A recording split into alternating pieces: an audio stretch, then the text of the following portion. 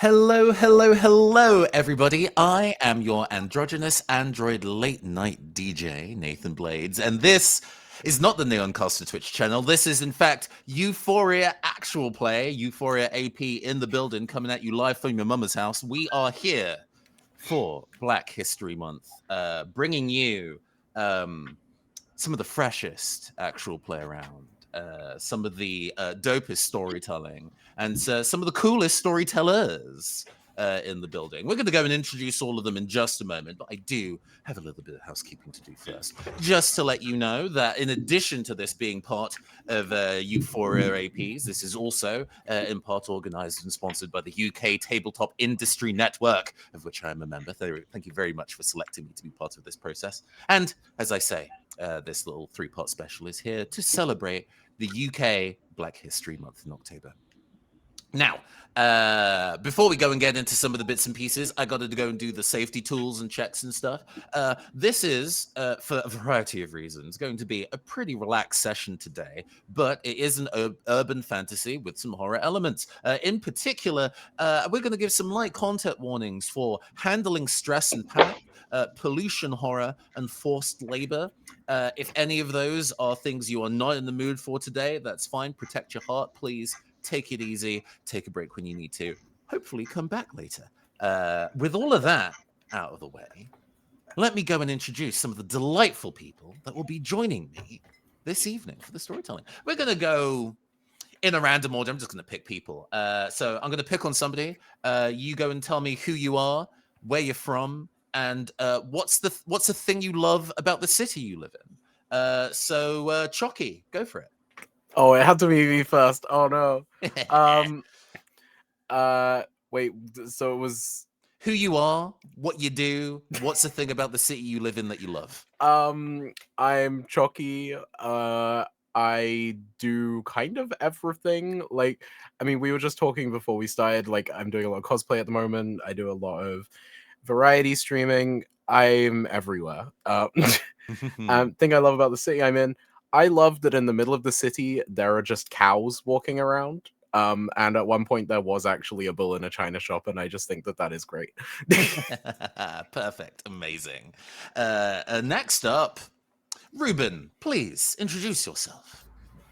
Hi, I'm Ruben. I am streaming live from. I'm live from the Netherlands. Why am I here? Because the Netherlands doesn't have a Black History Month, so I'm thankfully I'm invited to this one. The thing about the city I live in, The Hague, that I love is that you can walk from a place that is vibrant with sort of like immigrant food culture, with these amazing sort of like cheap like places to eat, to the fanciest places where you can laugh at all the suckers paying so much food for them. So that's something I love about The Hague. Mm-hmm. Coming at you is Lloyd. Hello. Hi everyone, my name is Lloyd. I'm a typical wage slave, and what I love about my city is that I can get any kind of food, no matter what it is, or how it is, or where it is, anywhere I want. Mm-hmm. Absolutely. Last but by no means least, please everybody welcome to the stage, Tendai. Hi, I'm Tendai. I'm based in Ireland in a quite small seaside town, and I tend to do a little bit of everything. I love being a player in games, trying out new systems, and one thing I love about where I live is I'm a 10-minute walk away from the beach. So it's not bad. And the chippies nearby are actually fairly good, so can't complain. Amazing, perfect. And for me, I guess I should probably talk about myself at all. That would be a good idea. Hi, as I say, androgynous Android late night DJ, tabletop RPG designer, streamer, voice actor, and general internet ne'er-do-well. You can generally hear me as the voice of Captain Oromar Vale on the Campaign Skyjacks podcast. And as currently has been posted in the chat doobly-doo, you can go and play my games, including the one we are about to play now, at theneoncaster.itch.io. For the game that we are going to be playing this evening and the next 2 evenings after this is Heartbeats in Perfect Sync. I designed that game as a love letter to every JRPG and anime that involves a twink with two swords running up the side of a building to slap the physical embodiment of depression in the face. It is high energy urban fantasy about passion, about cool superpowers, about embracing the dark side of yourself sometimes to get things done, and generally about big, cool team up anime attacks. And normally, I run this game in fictional cities. In cities that we make up together. And in this instance, for this time, for the very first time, I'm going to be running this game in a real city. We're going to be running this in London, which is cool and exciting. But it's not going to be the London you know, as part of the setup that we have done. We've made up some new locations, made up some new facts about the place, flavoring in, mixing the kind of experiences and the knowledge that we have of the cities that we grew up in and love or loathe, and the real London. So if we talk about a piece of London and it's not quite right, if there's a fact that isn't quite accurate to how you remember it, it's on purpose. Don't at me. All right, cool. We have all of our bits and pieces sorted. We're going to get into some mechanics, but we can get into some mechanics as we play, I think, rather than loading the start of this. So let us start off with our first session of Heartbeats in Perfect Sync, As the River Breathes. So we start on an aerial view of central London. Very EastEnders, if you've ever seen that show. If you're in the UK, you definitely have. The winding river in the middle of London, the River Thames, is clear and in view as we zoom in. We move closer and closer to the earth. We see the London Eye, the gigantic observation wheel. We see the many bridges that cross the north and south side of the river. We see the Tate Modern, what was previously a sugar factory, turned into an ever-shifting house of art. And we look at the South Bank, the south side of the river, a collection of green space in what limited green spaces there are in central London, with modern multitude of different forms of art, of theatre, of portraiture, of graffiti, of music. And of course, the most aggressive tourist consumerism you have ever seen. It is noisy, it is crowded, it smells weird, and it is perfect. We get a glimpse of some of the individual lives of the people who live within London and thrive within London. I have a list in order here, but we can also do this in whoever wants to go first. It doesn't really matter. So I'm going to look to my fabulous players and see if anybody's enthusiastic to see whose life we glance at first.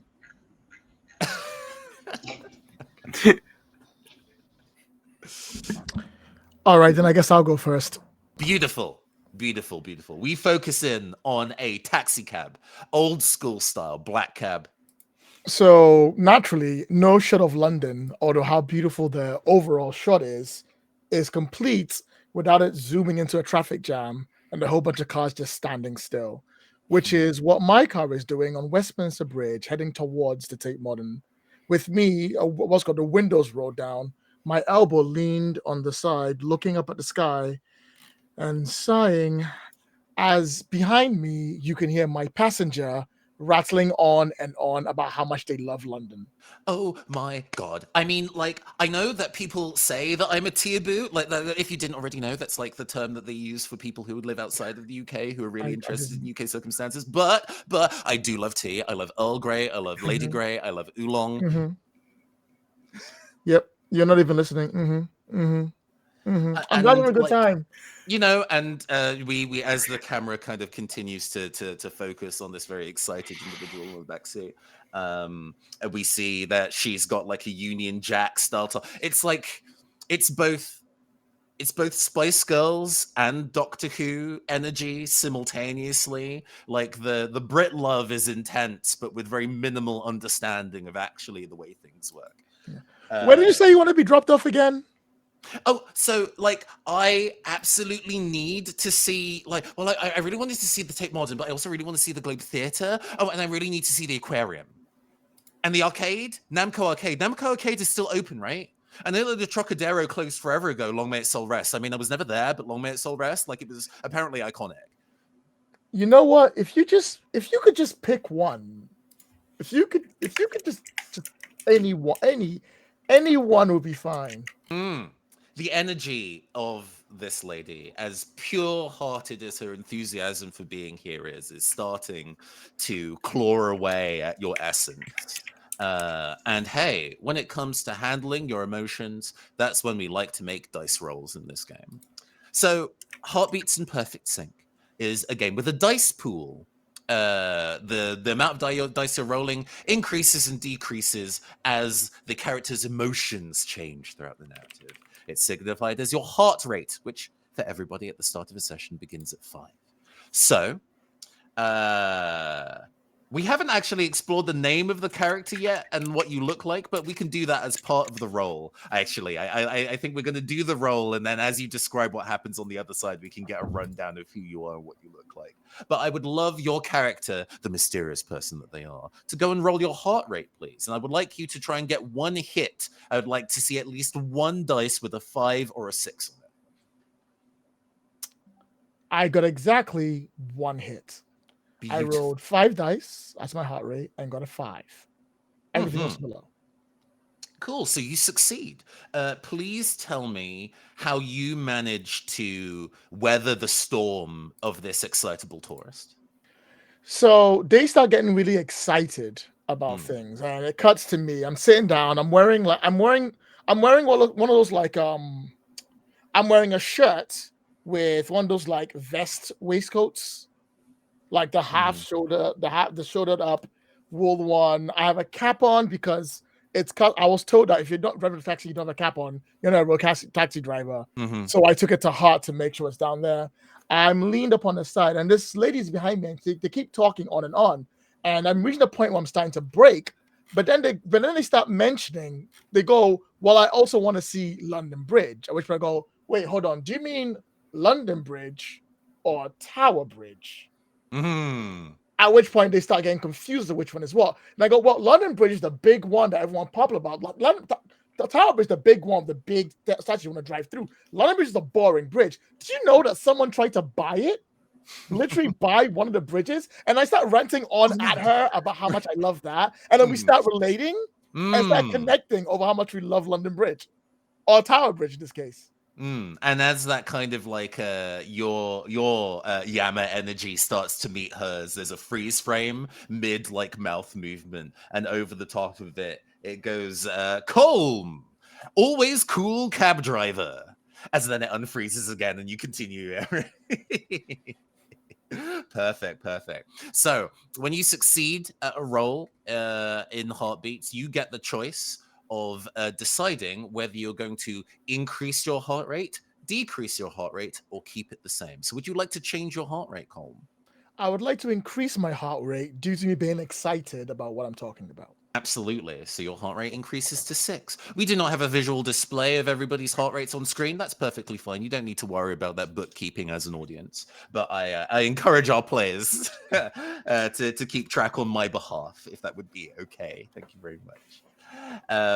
Marvelous. The camera pulls back out away from the cab as the conversation between the two of you. As we get some like backing music, we get the underlying score to this TV show / anime that we are experiencing.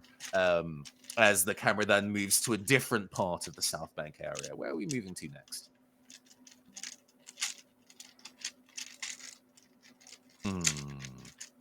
Okay, let's move. The camera starts to move from Westminster Bridge, which one end of the South Bank, and moves past the London Eye, past the Aquarium, past some of the National Theatre, and gets to the South Bank Centre, which is, in addition to being an art gallery and theatre, also has an outdoor mini skate park. Covered in graffiti, always updating to kind of current trends and current pop culture topics. You can tell who like the main character of the month is, because there will be a mural of that person there in a piece of satirical art. And many people who are trying to either teach or show off in the art of skateboarding. And there is a crowd today, both regular punters around and some of the local crew. We haven't named them, but if they become important enough, we might go and pick around the table to name. But they are working on a particular shot. They've been at this for at least 40 minutes at this point, of trying to do the same trick over and over and trying to land it while the cameraman is also on a skateboard trying to record the trick in motion. They need to move in tandem to get the trick down. They have resolved today that they are going to be landing the Innsmouth grind.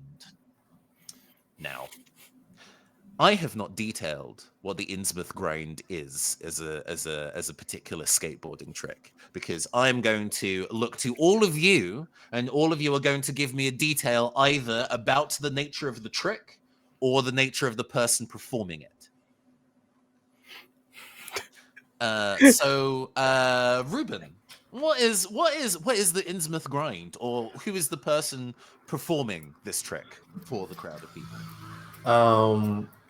The person performing the Innsmouth grind is real name unknown, but goes by street name Haunt House. Mm-hmm. All one word, camel case. All one house. Haunt House. And kind of like always said in like a deeper tone, like whether Haunt House. Yeah, Yeah, it's like it's House of the Dead, like the title of the track, or like Resident Evil. Have you seen like there's gonna be a new trick performed by Haunt House? Like it's kind of like Absolutely. that. Okay, I will bear that in mind. Love that detail. Tendai, about the trick or the person? I'll go with the trick, actually. So the trick will look a bit like it'll be a front stance lip slide on this really dodgy looking curve. Like, this curve has seen better days and it has broken many a board. So this is people avoid this curve for a very good reason. They're like, I wouldn't go there if I were you, but Haunt House doesn't like to listen to anyone. So he is going to try and just kind of slide along that with a front stance and be super cool and chill as he does so. But it is very much not the best curve to be using for this at all. It's a dangerous one to try. Okay, I got you. We'll go with Chucky last, considering whose scene this is. Lloyd, tell me something about like either the performer or the trick. Can I tell something about the history? Oh, sure, please. So the Innsmouth grind is specifically there because of the location it's in. There is a dried up canal that is located directly below it. So if you bail, you fall right into the canal. But it's one of those almost dried canals. So when you fall within it, when you come up, you're usually covered in mess and horribleness. In the late 90s, there was a huge skateboarding video being filmed around here, and one of them had someone fall off and fall inside, and it had the rest of the entire shoot covered in mud. This whole thing came about them being like, a monster has risen from within the depths of London to haunt the skating all over the place, giving it the name the Innsmouth grind upon the location that was placed on. Absolutely, love that. Okay, perfect. Then Chucky, bring it on home. Tell me about the person. We know that they're Haunt House, but what about them? The person, yeah. So the person here is a very kind of eclectic figure. They have decided that even though this is London, their Zone 1 outfit is a cape and like a cloak. This big, long, dramatic green, like billowing cloak as they're going along. And it has in fact made the trick probably about 10 times harder because now this is getting in the way. And it's like, as we've already established, a very complicated trick. In fact, it requires 2 people to swap boards halfway through. So you need 2 people to do the trick at the same time. It's very coordinated, Okay, and the cape is constantly getting in the way. It's like blowing in front of the camera and ruining the shots too. Exactly. Sometimes they land the trick correctly, but the camera gets in the way of the shot, so they have to do it again. And the camera lingers on Haunt House, like they are one of the main characters in this cast. But on this particular trick in the close range, they've got it. Like, you know, it feels like the wind is right. Somebody from the kind of like photo crew has gone and bobby pinned the cape in a couple of places, so the range of flapping movement is restricted, so it's not going to get in the way of the shot. We see in low profile this person, the Haunt House, his skateboard, enters into the grind along the edge of the canal. Sparks are flying off the back of it, and the smell of kind of like silt is being whipped up from the algae and moss that's kind of gathered along the edge. And then there is a leap in the air as he pushes off in the air and launches off the skateboard. And a different person lands on the skateboard on the other side of the canal to continue the grind. Who is this person, Chucky? This is Loki. Yeah, Loki is very much a new person to this sport compared to the very eclectic kind of posed figure who has left the board. Joining the board is someone who looks like they just fell out of a 90s gift shop. They've got like badges and jean jacket on and a Tamagotchi around their neck, which by the way is covered in poop right now. They have not been looking after this Tamagotchi very well. I don't think they quite know how to. And yeah, they are wobbling around on the board trying to look like they fit in with everyone else here, but they're really thinking about like what Blu-ray they're gonna watch later. And hey, you need to keep your wits about you when doing the Innsmouth grind. So I'm gonna ask you to roll your heart rate, which again, start of session, it's at 5. But I want you to meet or exceed 2 hits for this particular attempt. It's a lot more difficult. Okay. So roll those 5d6. Tell me how many of them are 5s or 6s. Yep. Ooh, dice folk. That is 1 pass. Okay, with only 1 hit, you don't do it. So we're reaching the climax of this trick. You tell me what the last thing you need to do is, and then I'll tell you how it goes wrong. So there's this bit at the end where basically at this point you picked up quite a lot of speed. You swapped onto the other board, and with that momentum, you're supposed to actually go up the side of the canal part and basically like brace yourselves against each other's hands and go along like that. Yeah. And like you're going too fast, so you lean forward early and miss Haunt House. As to protect yourself from falling into the canal, you jam your hands on the other side of the lip and jam your like 80s high top shoes on the other side, so you're now bridging the gap in between and holding there. Haunt House, knowing not to try and run over your fingers because he's not a jerk, you know, he's just looking out for you. Swerves around and goes back onto the pavement to be able to avoid it. But as he goes past, the green cape tickles your nose as you hold onto the edge, and that twitch is enough to make you lose your grip, and you slide. It's not even quick. You slide down the inside of this canal belly first into the muck below. There's people with TikTok, like on TikTok, just filming. So under this particular circumstance, when you don't succeed in a roll, I get to change your heart rate by up to 2. This bums you out. You know, you've been at this for a while, and it felt like you finally had it, and you were a moment too fast. You weren't. You didn't think you'd be able to, but you got real close, and this sucks. Your heart rate drops by 1 to 4. Oof. But that's okay. Interesting things may occur to our characters should their heart rate go below 1 or above 10, but for now, everything is fine.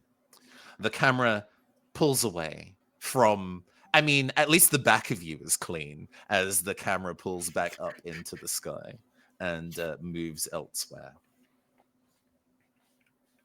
Where to next?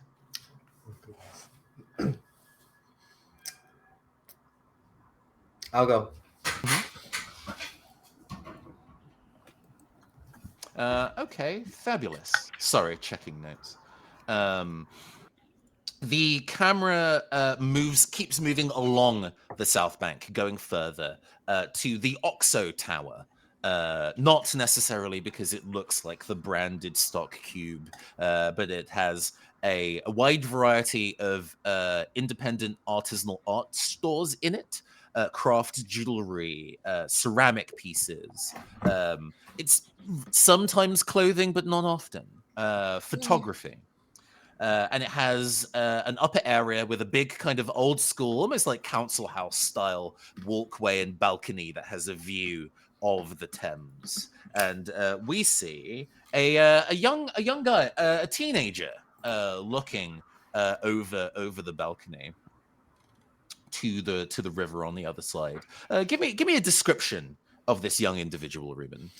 Yeah, I think like from like as you can see, it's kind of like young, but through so like what he has had to do, kind of like a adult look in his eye. Afro-Caribbean, I want to say like partially Surinamese, so like darker skin, short black hair, wearing like a big parka, white, with I think like on the hood there's like a little sun emblem. I want there to be like a sun emblem, so when he pulls it over and there's just like the sun. The character designer had a field day doing the key art for this Exactly, character. but also this was found for like £3 in a pawn shop somewhere. You know, like this was. It's as if the city put it there for you. Exactly, and yeah, I think Short King 5'3". Is that Short King? Yeah, I mean, I'm sure? 6'4". Everybody's a short king. And I'm a short vassal. I'm an intermediary. I'm 6 foot. As you look over, is there a particular expression you have on your face as you look over the river? Yeah, I think there's a pang of creative repression going on. Sort of like I would love to be painting right now, but that's not going to be very manly of me. Okay. Interesting. Like you made your way to see some of the kind of like independent like painting stores in the Oxo Tower for maybe inspiration or to see what else is going on, and it's not striking you yet. Okay. And it's taking photos, you know, on his camera and like looking over this view. Definitely just there's would want to paint a still life of this, but instead takes a photo panorama view, kind of messes it up, but goes good enough, I guess. And in that shot being taken, we get another freeze frame of Torreya offshoot, constant courier. And then the animation also realizes that we did not do that for the previous person. And there is a brief rewind as the camera moves back with the rewind effect, still to the face down body of Loki in the canal being like, Loki! Great intro. Ardently Do I see? serious. Do I see Loki from my position? The kind of location of things, no, not quite. You would be able to, and then the camera fast forwards again back to current with the tape stop effect as it hits back on Torreya. Your phone goes off, Torreya.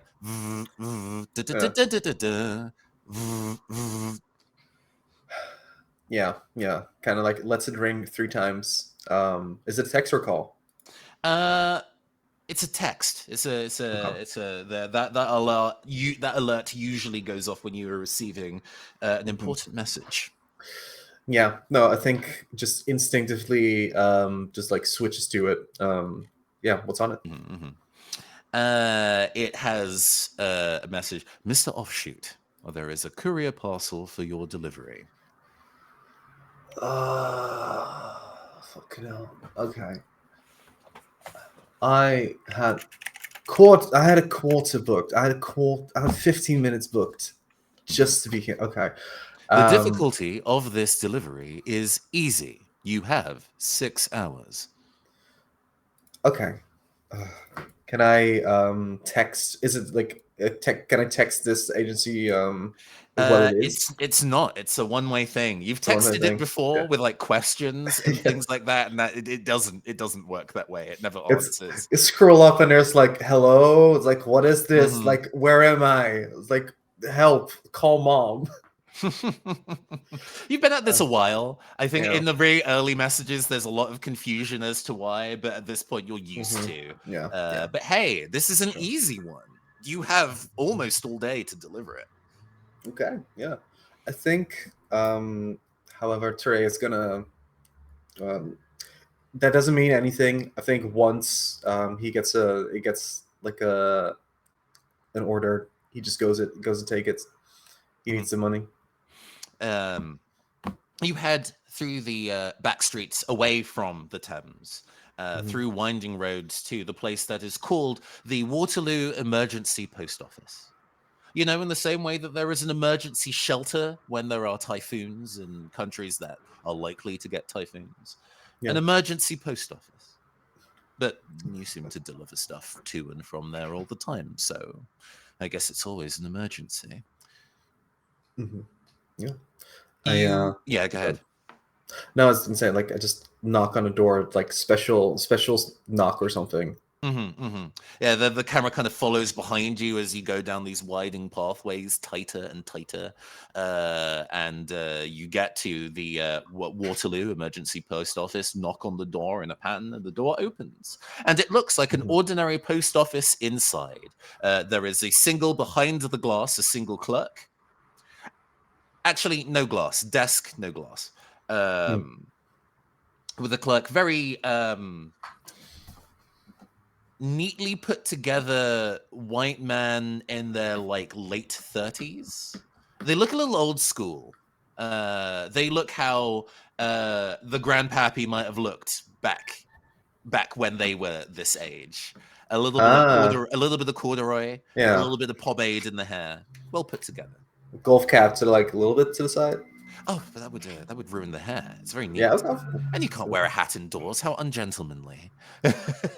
Damn. Right.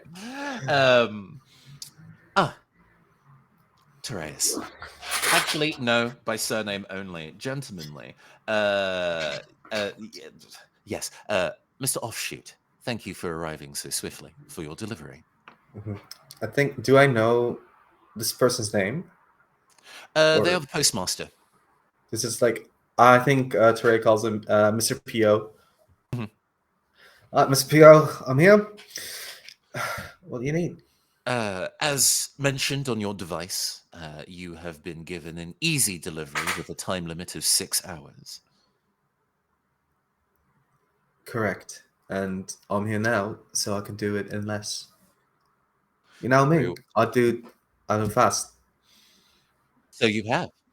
We decided to give you a reprieve and assign you an easy delivery. There is a look like under the desk, and it pulls up a box. It's not large. Kind of shoebox size. You can fit it there, perhaps.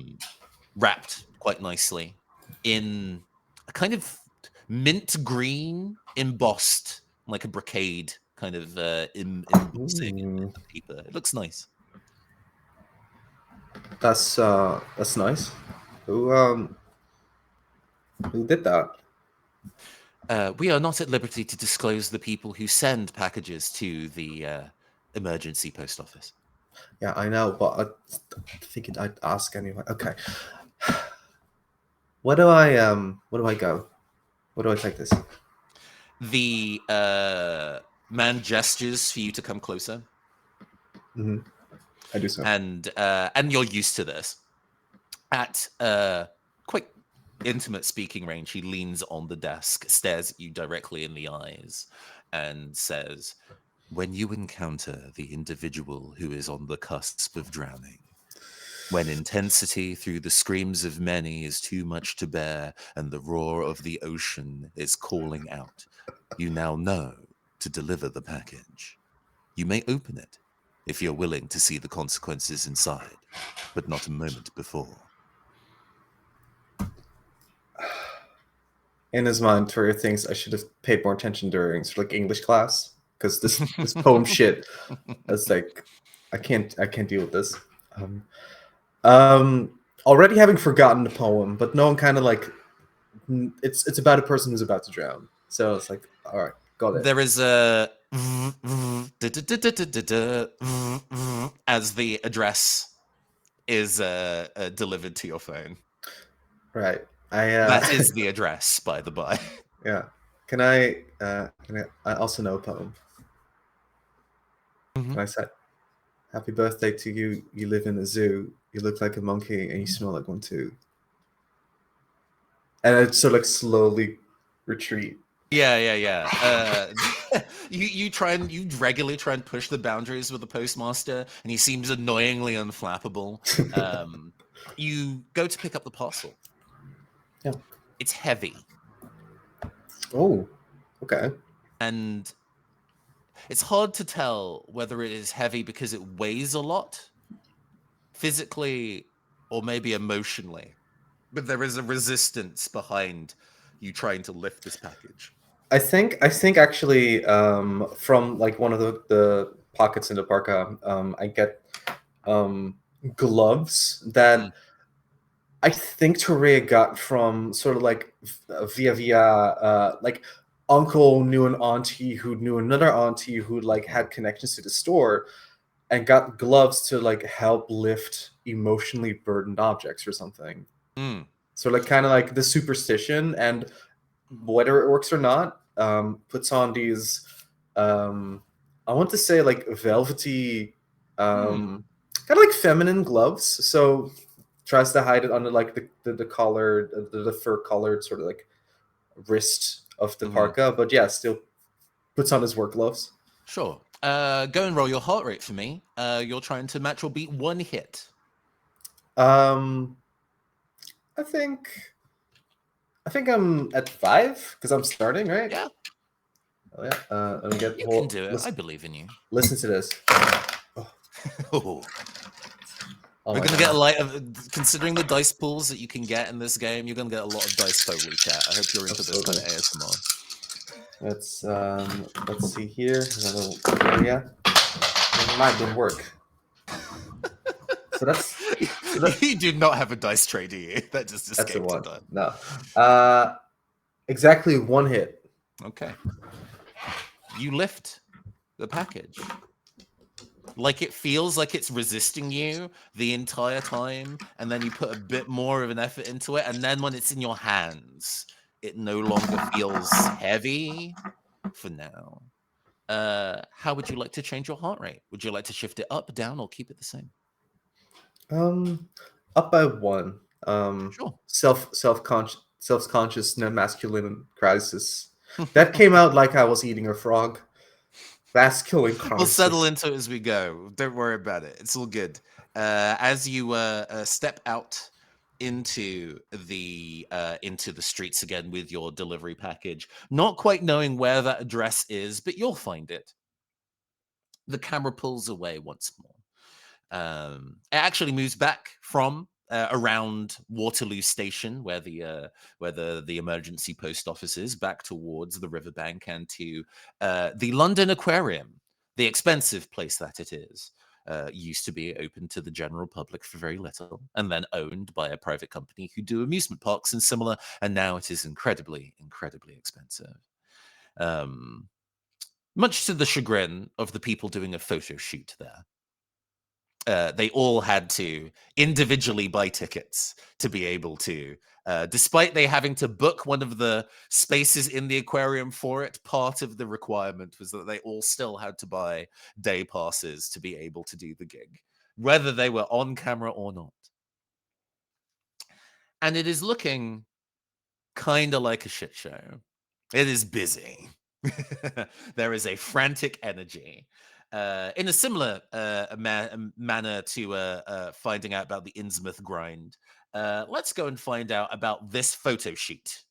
It is going to be in front of one of the big fish tanks in the aquarium.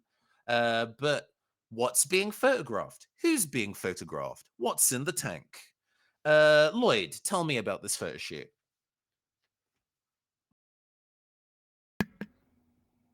So it is getting to the golden hour, and people want to get this photo shoot done very, very importantly.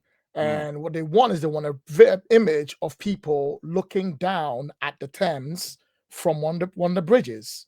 So they've picked. I'm gonna say they've picked Waterloo Bridge. They've cordoned off both sides for this photo shoot, hence why traffic is so bad everywhere else. And it is this huge shoot where we have these incredibly beautiful models lined up with a view of like Eastern London on one side and them on the other, wearing all manners of clothing. To yes and that, because we are going to, the camera will be inside the aquarium, but Sorry, I missed that. No, it's all good. If you want to rework, or we can kind of build that in. It depends. Do you want to? I'll tell you what. I'll rework it. Let me rework it because my fault. I didn't hear the aquarium bit because I'm silly. Don't worry. Everyone watching. All right, same thing, but it's the aquarium and the whole aquarium is booked up. Is that fair? Yeah. It's rammed in here, and it was generally supposed to be open to the general public anyway. So the fact that it's such a large production is causing chaos to genuinely everybody, even the people who are essentially they're not zookeepers, but yeah, trying to arrange aquanauts. They're marine biologists essentially. The staff are trying to do feedings and med checks, and they can't because places are blocked off in a very obnoxious way. Ruben, tell me about the shoot. What's going on at the shoot? What are they wearing? What are they wearing? Is this like, how fancy is this? Is this Alexander McQueen style? That's also the only fashion house I care about. So I'm gonna say it's like maybe it's like an aquatic offshoot of Alexander McQueen. They're not high tier enough to be McQueen, but I think they're probably gunning for that punk rock energy. That makes sense to me. Oh, okay, like a crust punky aquatic McQueen. I think there's like seahorses, seahorse designs. What else? What else is in the ocean? I mean, I like that. We can sit on like the theme of seahorses, and then they've like, it's not super inspired, but they're laying that on to kind of like knightly imagery, like kings and queens and knights on seahorseback. It's kind of like the theme of the shoot. Sure, I love that. Chucky. Oh, yep. I think you're muted. Yes, sorry. So, about this shoot. So there's, for part of this very crowded aquarium, I think that like one of the cameras is actually in the tank with some of the fishes. So they've got like someone down in the tank trying to guide this camera around, but getting shots kind of out through the glass. So you have like the fishes swimming by and it looks like the people are underwater as well. It's like the kind of trickery as the kind of using the effects of the water being in front to kind of change how it picture. looks. I dig that. Excellent. That's very prescient actually. I like that. Okay. Can you tell I went and studied film? And I, please, and also introduce the character that you'll be playing in addition to your fact about the shoot, who is helping on wardrobe and makeup.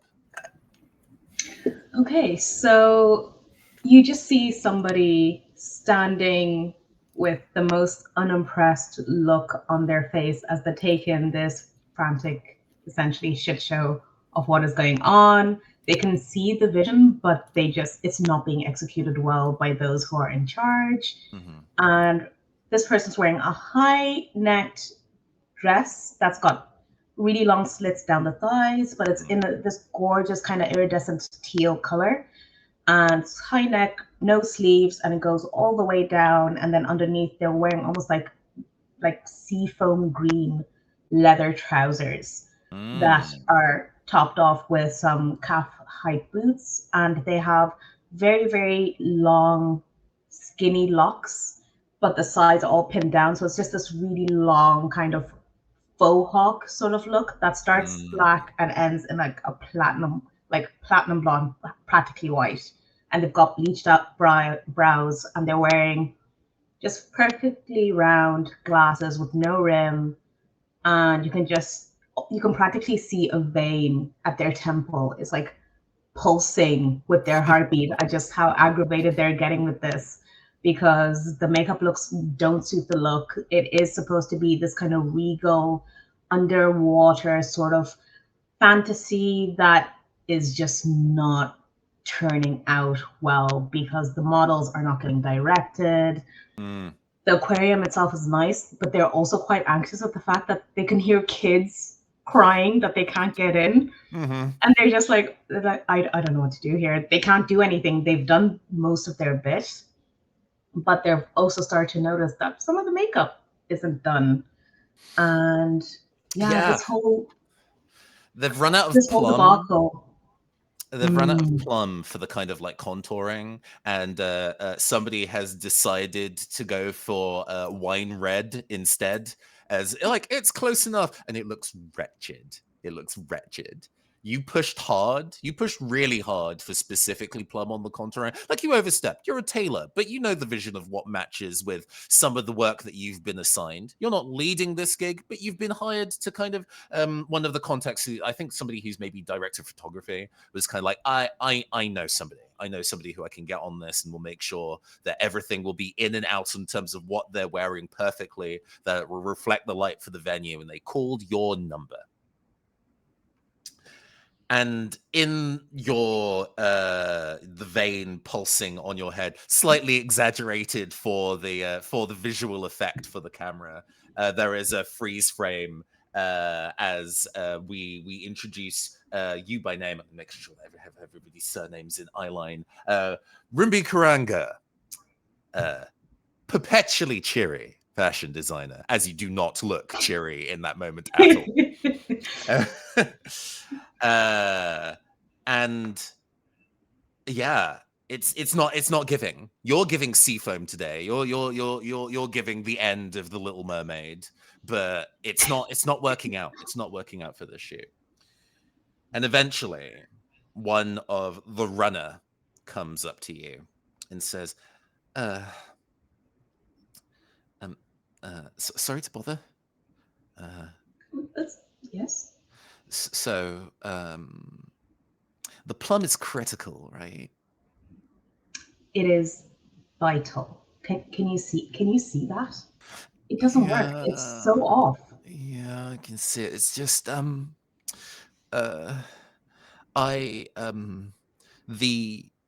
creative lead says that we need to be here for the feng shui of the shoot, so I can't go and retrieve more. But apparently, and I don't mean to be rude when I'm saying this, apparently you're not critical to the feng shui of the shoot. So okay, it was their words, not mine. Would you mind going to Obsidian and getting some more? Obsidian. It's the closest makeup store. I'm painfully aware, but what's your name? It's Kite. Hi. Hi, Kite. Don't worry about it. You stay and help with the whatever the fuck is happening here. I will go to Obsidian. I will get the plum. but I will be. What time is it? I'll be there and back within about 10 minutes. But Yeah, if you could those do models and need to be back in the seats. yeah, there is the model union did say that they are going to have a hard cutout at 5, so you maybe have 8 minutes. Okay, that's no problem. Luckily, I can run in heels. And at that, Roombi is just going like they have like this tiny, almost like utilitarian kind of like utility belt Mhm. that melds quite nicely into what they're wearing, and they just turn head and they start heading up the exit, and they're going to be saying like, "I'm so sorry" to the Mhm. like parents, and the kids are crying in the lobby, and they're like, "I'm so sorry." This, ooh, One of and the kind of they like kind of kids attendants who does like the tours at the aquarium has these 2 like green sea turtle puppets that they're using to try and entertain the kids, and they're not having it. As we see a seafoam green blur leave the aquarium and start sprinting down the south bank to Obsidian. I'd love for you to roll your heart rate, please. And I think we're going to go for 2 hits on this one as well. Time is tight. Things are dire. Okay. Let's go. Okay. Oh yeah, I got 2 5s. Beautiful, you do it. So, Obsidian is. I don't think we see the inside of Obsidian for this shot. You just see the exterior. And as the name suggests, it is a monolith of a shop front. It's not the entire building, or rather, the entire building is partially registered, so they couldn't change the cladding of the entire thing. But the ground floor, it looks like 2001: A Space Odyssey, featureless, black, unknown material cladding. It's both warm and cold and smooth and matte to the touch. The same kind of metal is on all of the cases of their products as well. Has almost a weird sonorous ring if you run your fingers over it. But we see you run in. And And as I run in, oh sorry, I'm gonna say as I run in, I'm just kind of gonna catch my pace and like almost glide in because they're very very precise about the vibes in store. hmm. Are you calm or are you terse when you ask for the plum contouring shadow?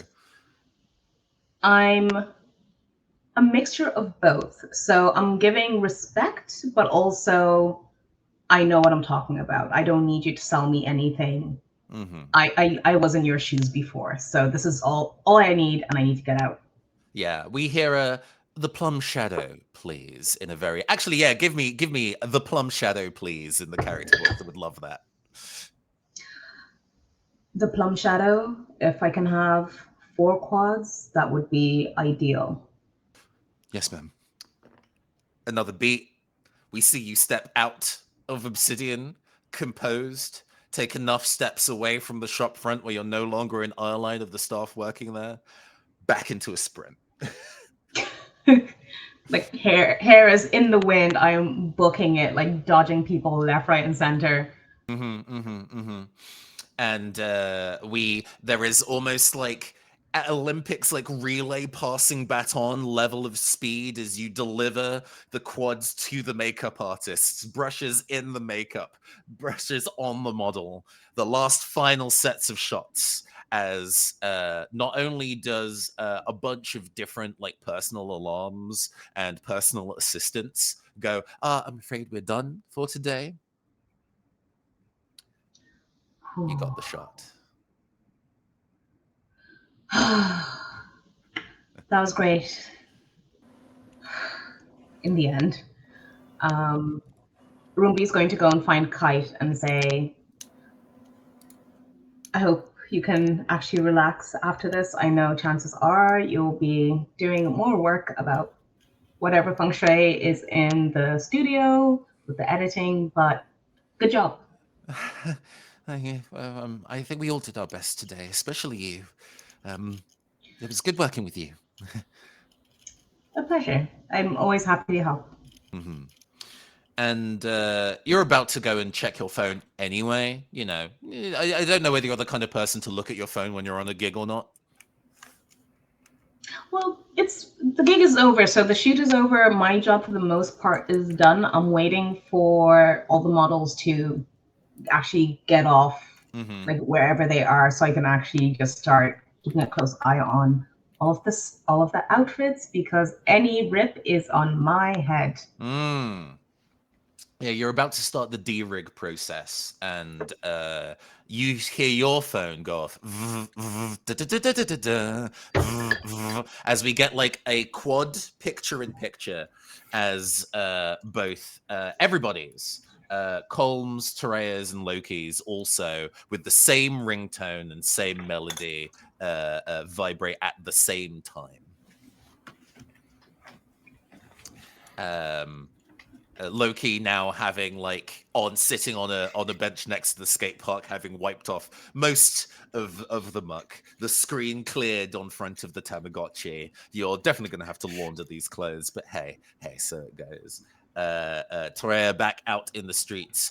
Colm actually we resolved for that to be at Tower Bridge, having successfully dropped off your charge. Everybody's phone goes off, and as you look at it, also in 4x4, it is a single photograph from not an unknown address, the unknown address. The phone number that always sends you a message when there is something about the pulse to deal with. What is the pulse? Well, it's best described as the manifestation of strong emotion. Any settlement in the world is built on history and emotion. People feel things as they experience life. And when a lot of big feelings happen in one specific space, it can form into something. Often, it forms into serendipity. You know, when things line up just so for good or misfortune, that's a coalescing of emotion. That's just the vibes of you giving into the place and then the place giving back those vibes. But sometimes, if the vibes are particularly rancid, it can coalesce in a much more concrete way. The pulse, an entity that understands humanity, because human emotion is how it feeds. We're not going to get into the moments of when you initially first received a message from this unknown number calling you to look at something that at the time you didn't understand, but this isn't your first rodeo. You've been tackling pulse of all sorts, at least for the last little while. Gradual at first, and then more frequent over time. Maybe now about once a week. But hey, it seems you've all gotten the call today. Any of you, what expression do you kind of have as you kind of like check your phone and see that this the telltale ringtone of getting a message about the pulse? I thought I changed the ringtone. What the fuck? Well, with you. It's always the same ringtone. Oh, dang it. Now I gotta show up like this? Do I not even get a chance to change my clothes? Ah. Okay. My reaction is pretty simple. When the image comes up on my phone, I look over and I sort of like sigh a little bit, realizing what it might possibly mean. And there's a button I push that instantly puts the location, wherever the location is, whatever the map is, like on Google Maps for me to follow. I push it immediately, and like you do see a little bit of energy like run off my fingers when I do, just to give it like an impression of what's about to happen. Yeah. Before I start turning my car on and driving that way. Love that. And for Roombi. Rumi's going to just kind of look at their phone and then kind of like look down at what they're wearing and just kind of go, oh, I need to change. And they're going to hightail it out of, like, once they've made sure that all of their clothes are put away. They're in the hands of couriers, take back to the studio. Mm. They're going to grab this, it looks like just this massive bucket bag. Like it looks like it weighs kilos and it's bursting at the seams. And they just like duck into the bathrooms to change. As you change, you glance at the actual message as we all see it. I think for Colm, in particular, when you hit like the GPS on it, rather than it telling you where you specifically need to go in this instance, because sometimes it's more mysterious than that, what it does tell you is where all your friends are. The people who have been helping you fight the pulse for the last little while, and you're all in the area, which is nice. But the picture that has been sent to your phones is, well, it looks like it's underwater. It's an underwater shot. We can see some fish, tropical ones, in front of frame. Oh. And then in the middle background, is that a shadow? It looks like a person, but not quite. A little indistinct. And I think Rimby immediately realizes that you've seen that fish or fish that look like that today. It's in the aquarium. Meanwhile, actually, to do a small jump in time, you all gather. Where do you all gather to go and collate? Because, hey, risky to go and fight coalesced emotion alone. It's best to go make sure that you've got your allies rolling deep with you. Rumbi will definitely head out to the entrance of the aquarium to meet everybody out there because no idea where this thing is. So it's probably safest out here, and also trying to keep an eye on any stragglers that might be around, trying to usher them out nicely. We all know each other, right? Oh, yes. Yeah, could I just get on the group chat? Absolutely. That's such a good call. Yeah, group chat. Some people when they do this like to go meet at a location, like you meet at the bar. But I love a group chat. Absolutely. The group chat. Yeah, the WhatsApp chat. Just open it up. Yeah, absolutely. Yeah. Like we all just got the custom emojis. Heart emoji. I text starting conference call, and I'll call everyone in the group chat. I'll be Terea will be like on a bike with like the camera front facing, like already en route to the aquarium or just a place. Good. What's up? What's going on? Did you get a text? I did. Is it bad? Do you know? Don't know. Don't really know what I'm looking at. Anyone know where it is? Yeah, it's at the aquarium. You sure? Yeah, I've been at a shoot there all day, and I've looked at that fish 1,000 times. It was probably one of the most exciting things of the day. Are you there right now? It might take me 15 minutes to get there. Anyone you picking up? Can I just kind of like skimmy on the back of your car on my bike, like skids? Only if you promise not to damage my car again. Okay, this is called practice, and this time I'll get it right. Thank you. I'll be on my way. All right, I'll meet you halfway. Is that everyone? Yeah, I'm already in the area, so I'm just gonna do some sick kickflips on the way. All right, I'll see you there. Click. Radical. I think we follow Loki off the back of that call as the picture-in-picture like reshifts to just a single shot of a person. What's your you were using Haunt House is ride for the particular shot because hey, you know, there was a sponsorship on the bottom of the board, like it needed to be shown in the kickflip. Yeah. So you got your own ride. What does your own skateboard look like as you go and make your way to the aquarium? I wish I'd thought of this earlier. I could literally grab the skateboard. It's a Ben 10 original series merchandise skateboard with like neon green wheels, and it says Ben 10 on the grip as well. Like they have some other skateboards they like swap between, but today it is the Ben 10 skateboard. And it's like quite a small one because it was definitely for a kid, but they've kept it this whole time. Hey, and you've weirdly enough, you don't fall off this one much. There is something about it that just I don't know. It tends to work out for you a little more when you use that. And actually, yeah, to sit in the moment as we ride, you don't notice, but as you kind of pick up speed and just the autumn air, we feel the autumn breeze blow down the south bank, rustling the trees that you're weaving around as you make your way across. And you don't quite process it, but it kind of lifts the grime off you as you move. It just kind of filters away from your body as you continue to make your way down towards the end. You know you're getting close when you can see the London Eye looming overhead, the tallest thing on this side of the walk, and the perpetual landmark for a very large number of tourists, either queuing to get on it, queuing to get inside the aquarium, or queuing to eat some very expensive ice cream. Hell yeah.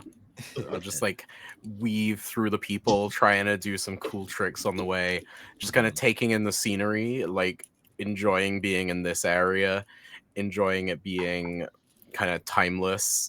I like places that don't change much, and this place looks exactly the same as the photos that I've taken on a film camera like 10 years ago in the 90s. The 90s, not 10 years ago, my friend. Loki wants to believe they are, okay? Loki's so good at maths. Countings for people. No, I who like that. do I other like that. That's things. very funny. The actual cladded exterior to the building that the aquarium is in is actually the same. The Shrek experience that is also addendumed onto the aquarium, I'm not kidding, by the way, was definitely much more recent. Okay, but like that gets a pass because it's Shrek and it's funny. So Loki is fine with that. Loki likes to believe that the 90s would have accepted Shrek. There's enough fart humor in it to kind of sit with the kind of 90s Nickelodeon energy, you know? Yeah. And everything's green like slime, so I think, well, already Roomby is there to greet you, having to not travel that far, is kind of standing very coolly outside on the steps of the aquarium, as we then see Loki pull in, and then up the stairs. The camera moves around to to the stairs up to like the bridge, and the car pull up. The taxi cab kind of pull up with the bicycle behind it. The two of you also make your way back down and stand in this space. It's weird to be in a space that is so busy, but also so isolating. Everybody is so self-absorbed in whatever they're getting on with. They are ignoring you. So you are, in a way, private.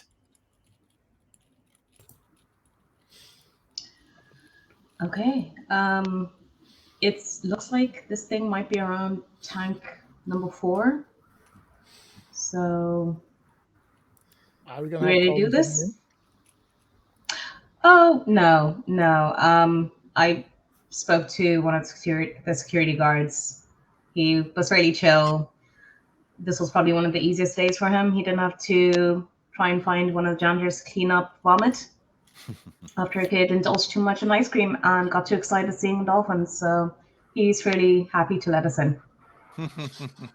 Boy, Sick. aquariums are so I- different I from ours. love that. I will ask for a retroactive heart rate roll to see how that kind of conversation went. You don't get that for free.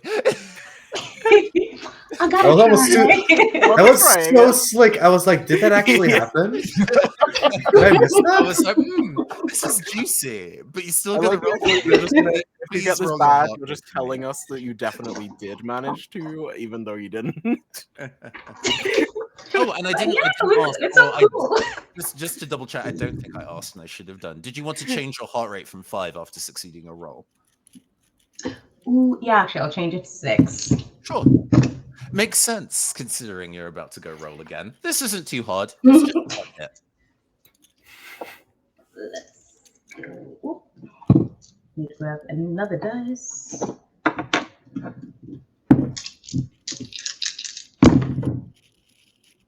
Ooh, Nice. Okay, so I got 2 6s and a 5. So 3 hits. Marvelous. Mm-hmm. Well, in Heartbeats in Perfect Sync, if you exceed the target number of hits by 2 or more, which is an exceed in all caps, it's essentially a critical. So not only do you now get to basically say, well, I guess you already have said the kind of arrangement that you've already set, but you can add some additional flair on top of that if you want. You also now get to change other people's heart rates in the scene by 1 per exceeding. So you can move anybody's heart rate by up to 2, or 2 people up or down 1, however you'd like to do that. So I guess first things first, do you want to change your own heart rate upon succeeding this roll? I don't think Rumi's the type of person who would be like, oh, that's just all for me. They're going to be like, well, maybe the others might need this a bit more right now. So they're going to pass on the boost. Perfect. So you keep your heart rate the same. Pick people, and it can be the same person or spread, and change somebody's heart rate in total up to 2, up or down. I'm going to take in Loki's appearance and be like, I think Loki might need this more, because like he's smelling a bit funky. And they're like, wow, gonna call me out like that, huh? Listen, a smell is a smell. Maybe I like the smell of floor. That's great. Yeah, you pull something in addition to kind of pulling like essentially tickets that have been pre-printed for you out of your bag. You also pull like a cologne or a scented scarf or whatever to then give to Loki, and it raises your mood, Loki. So your heart rate raises by 1, 2, 2. Oh, so dang, Loki's heart rate goes back up to 6. Nice.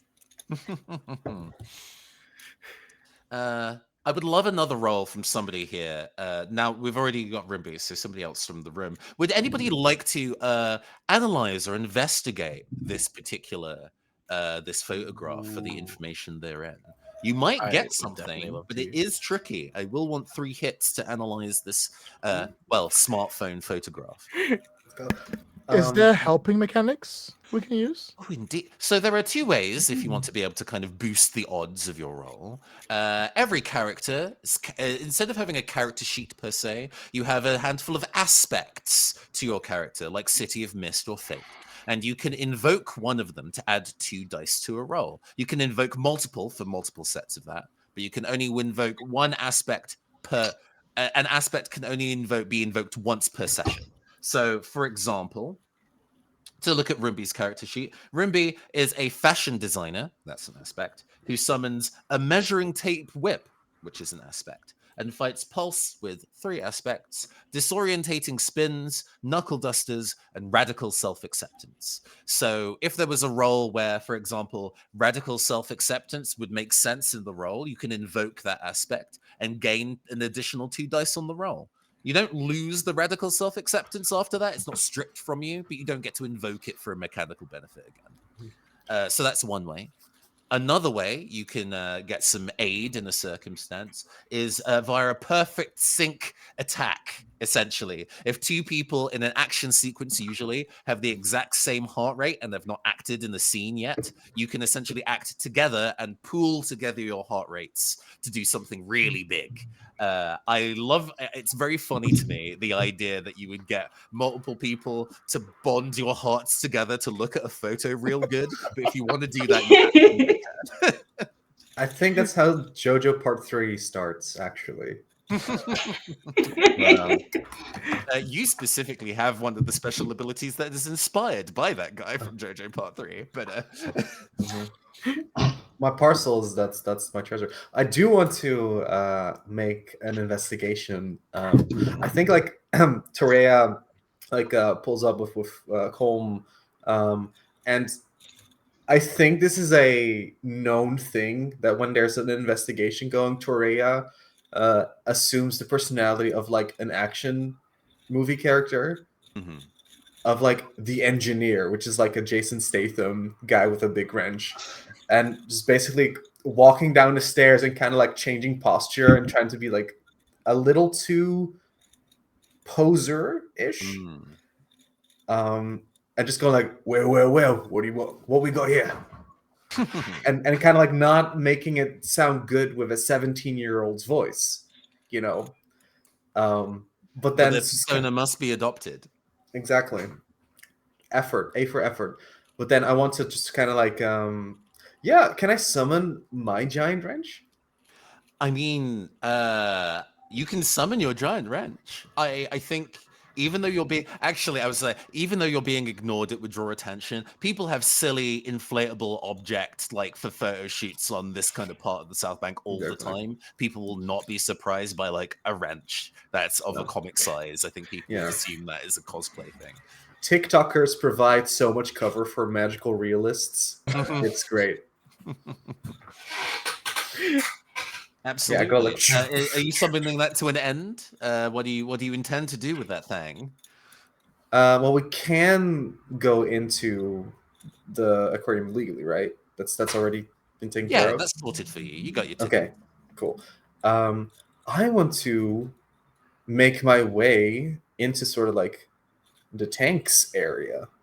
So just start making your way directly into the aquarium? Sure. Eventually. There may be some obstructions for that. Just as a last check, does anybody want to try and do a more difficult role to investigate the photo specifically before we start making our way into it? Go for it, Loki.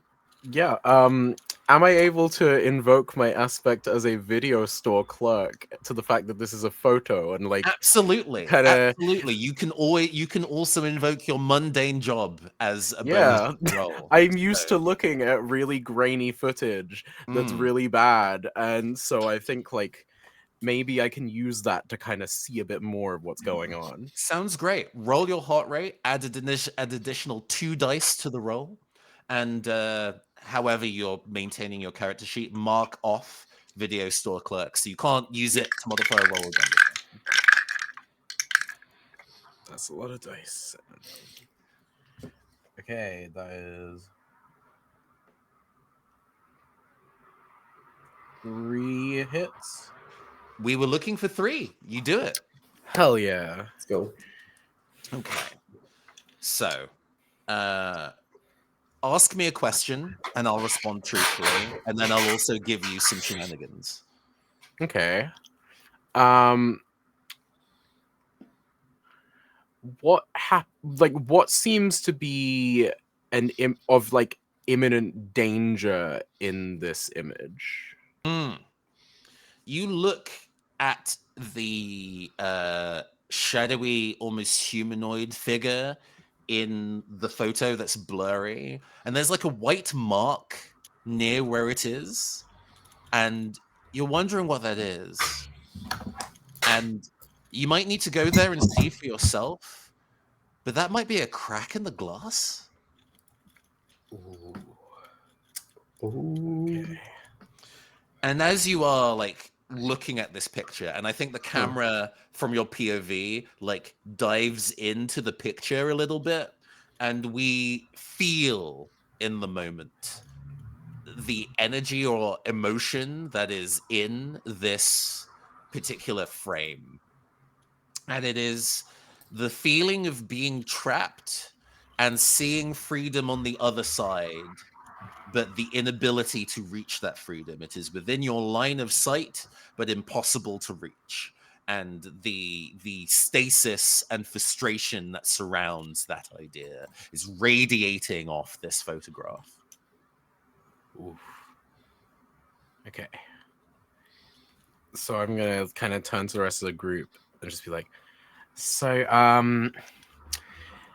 looking at this, there's some sort of like the feeling of being trapped, and the glass looks like it's gonna break. So anyone here work for Auto Glass? Like, I've got some duct tape in the car.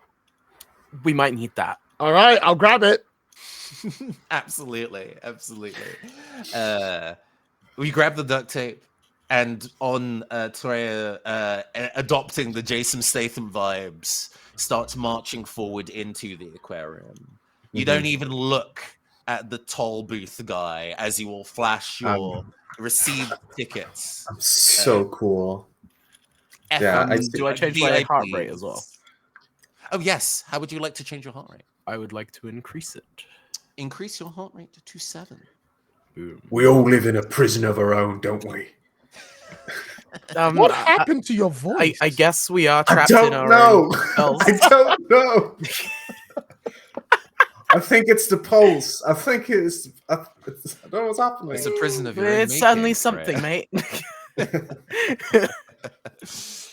And as you're kind of like bickering, you get into like the main area of the aquarium, like the opening area, and it's kind of like the treasures of the sea. And it's like a big projected map.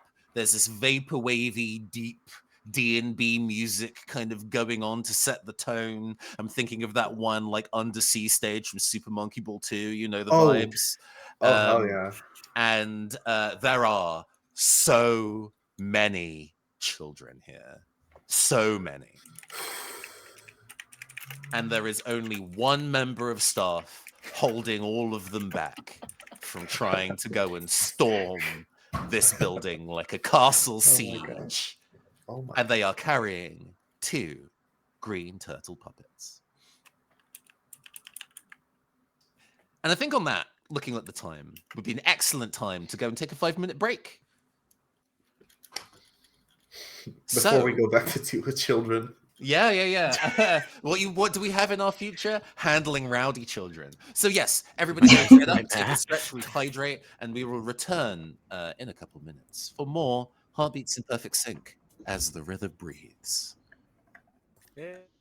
Welcome back, everybody, to Euphoria Actual Play. I am once again your androgynous android late night DJ, Nathan Blades, and we are in part 2 of our first session as the river breathes of Heartbeats in Perfect Sync. We're going to go around the table and we're going to give everybody's name and what happened in the first half. So let's start with Tendai. Who are you and what was in the first half?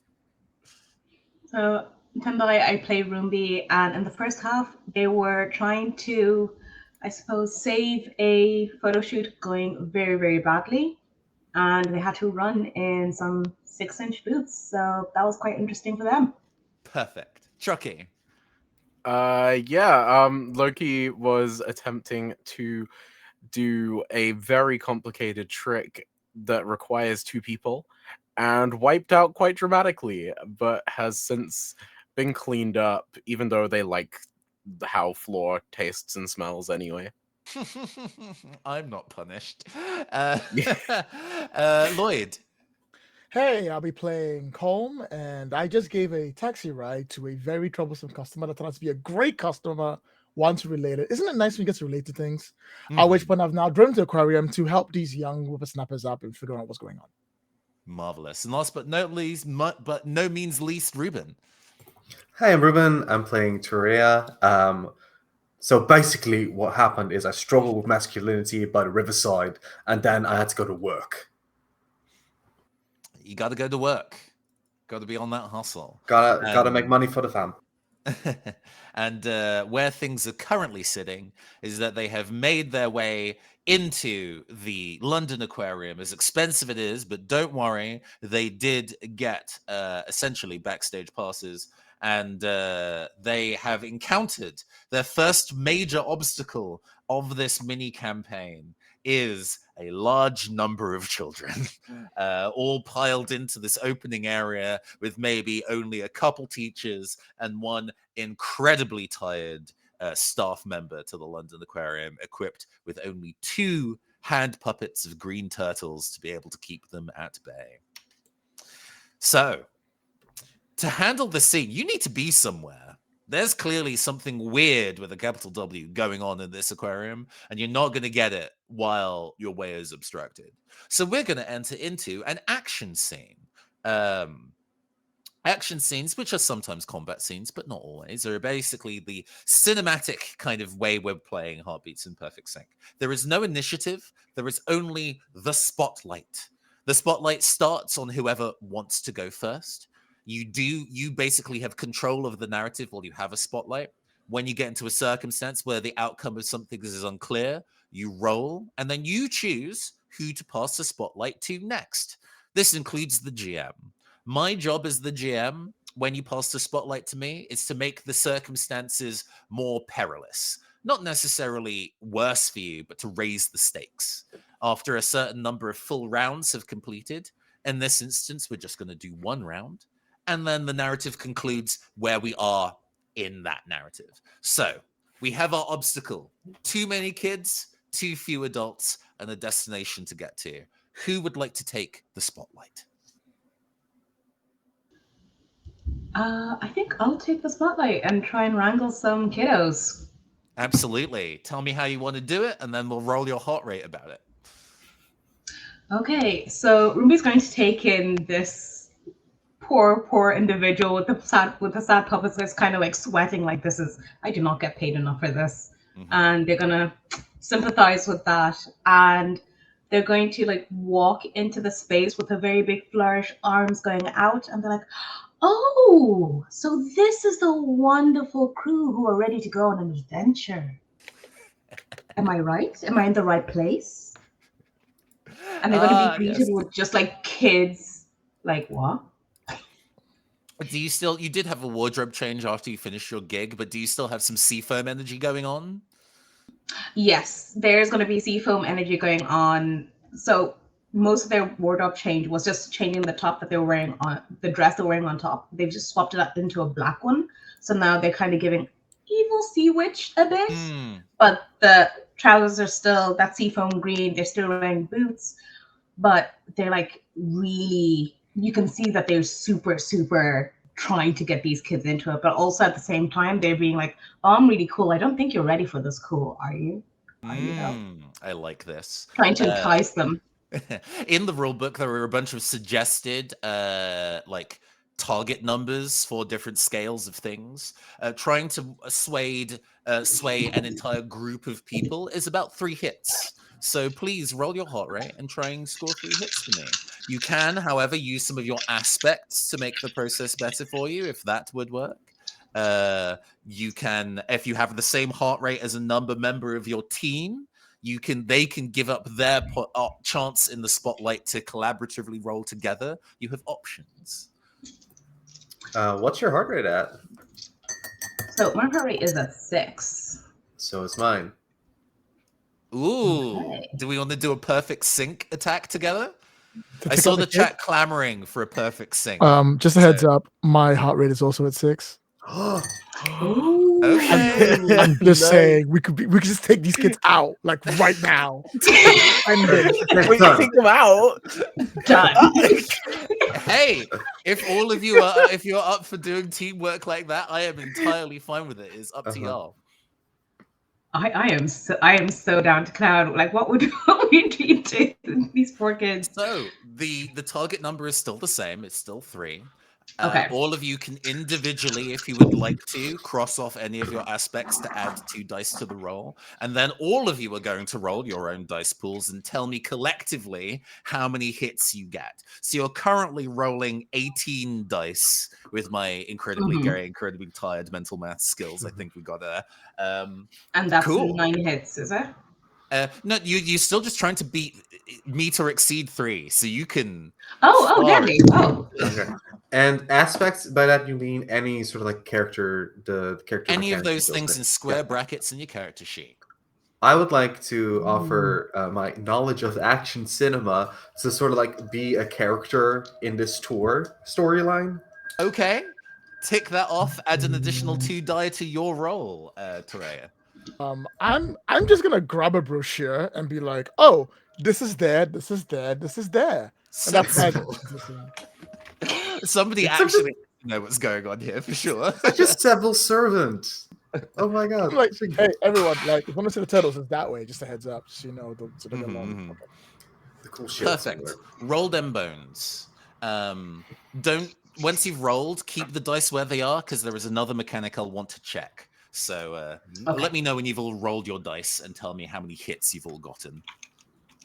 I have rolled and I got 2 hits. Okay. I have rolled and I've got 4 hits. We're at 6 hits. I've rolled and I've gotten 4 hits. We are at 10 hits, exceeding a 3. These kids over. Okay. No chance. Done. Done. I never want Finished. to see these kids School's again. out. So, multiple things. We'll resolve them in order. First thing. These kids ain't shit. All of you collect. For Colm, Terea, and Rumbi, how would you like to change your own heart rates upon having succeeded? Ooh, I think we're gonna. I want to go down. I Sure. think the character is sort of like a I'm Calming getting yourself. into Perfectly yeah. fine. Can I go down by 2? Just the one. Just the one, for sure. I'm gonna stay the same. Sure thing. I feel. Rumbi? I think I'll go up by 1. You go up to 7. Right. Second thing. You exceeded the rate of 3 by 7. So you can change somebody's heart rate. I guess there's only one other person in the scene with a heart rate. You get to change Loki's heart rate by up to 7. Up to. It's not. Oh my god! Just max it, man. I will Give leave them a it heart for you attack to decide. now. I guess because it's Rimby's like initiating this role. Rimby, would you like to change somebody's heart rate in the scene, and by how much? Oh, I think 7 might be a bit much. 7 might be a bit much, but I think So many dice. we'll give Loki an additional 2. Okay. Okay. Loki's heart rate goes up to 9. Yeah. Oh my god. Isn't that bad? Getting there. No, it's within the range of 1 to 10. All right. Loki is rolling 9 dice. Yeah. The third thing I want to check. How many 1s across the board did you all roll in your checks? I rolled 0 1s. I rolled Okay. 6 5 6 5 3 4. Oh my god. Oh, Dang. good rolls. I flew this one. Mm-hmm. Mhm. Ruben, how many 1s? I rolled 2. 0. Okay. So when you do a check against the environment and there are any 1s in the check, I am allowed to, in the same way that when you exceed, you can change other people's heart rates around. When 1s are rolled, I can change people's heart rates around up or down. Nope. Yeah. Environment Loki. check. Kids check. Mm-hmm. Actually, I'll hold on to it. I'll hold on to Okay. that. We no. haven't resolved the amazing 3-person teamwork that occurs here. So when there is a heartbeats in perfect sync, when there's a perfect sync attack that fires, basically you tag team the description of what you're doing. So Tendai, you go and give a little bit of a description of what Rimby is doing, and then just go tag to somebody else and they go and describe and tag to somebody else, and then that's collectively what your combination attack is. So you're essentially even though your attack in this instance is getting these kids hype for a tour, you're still tag teaming the camera between each other for it. So what does Rimby do upon being like getting these kids whipped up? How do they react? Okay, so they're going to be like definitely going for like super cool vibes. Like, did anyone watch Book of Life? So essentially, I'm like I'm like the attendant at the end, and they're like, "Oh my god, she's so cool, so ethereal." That's the vibe I'm kind of going for. But at the same time, I'm like, "Do you want to see something really cool?" Not a lot of people are here. Shh, you can't tell anyone. You can't tell anyone. They'll put me back in the tank. They're all immediately gossiping to each other. Oh my god, there's a mermaid, and she's going to give us a tour, and she's going to take us inside the tanks, and then we get to ride on the turtles.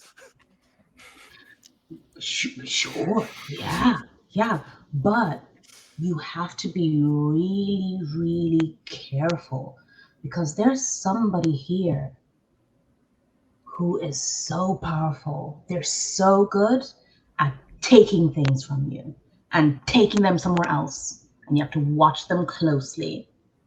And then they're just gonna kind of like whip their head really dramatically, like their locks kind of like swishing as they look towards Torre. Yeah. And they're like, there he is.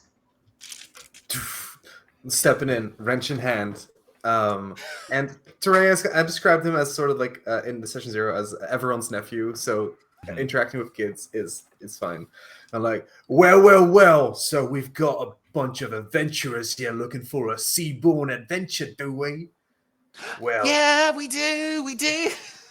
well, you rascals, I'll only take the bravest and the strongest on a turtle adventure. I'm the bravest. No, I'm the bravest. What about, and I look at like the kids who don't sort of like, or like look a little shy, and it's like, what about you? Are you brave? I think you're really brave. And I look up to them. I think you're brave enough to hold this big wrench. This little girl, all like unicorn Lucy and Yak dungarees, Yeah.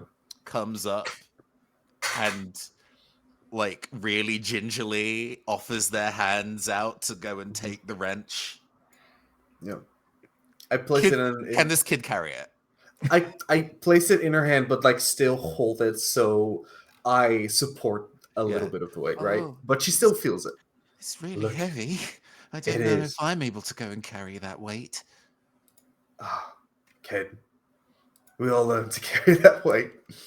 She looks actually quite pointedly at you, like she doesn't say, "Can you carry that weight?" But there is something in her eyes that suggests that.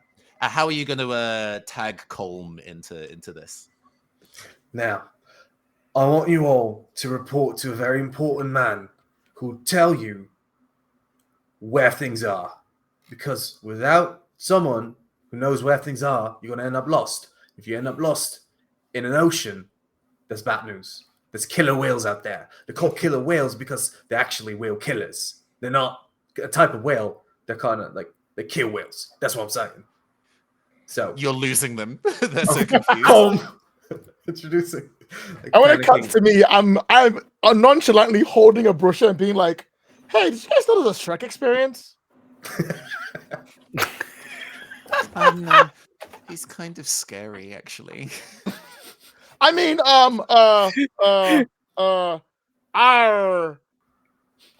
turtles, A turtles that way. pirate! They 2 all... blocks down the corner, go around the bit, skip the sharks, don't go to the sharks, they're sleeping right now anyway, according to the brochure. Take a left, you get them all there. Woo, go kids!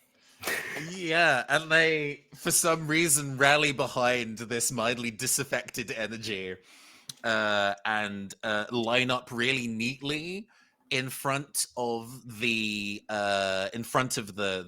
tour guide.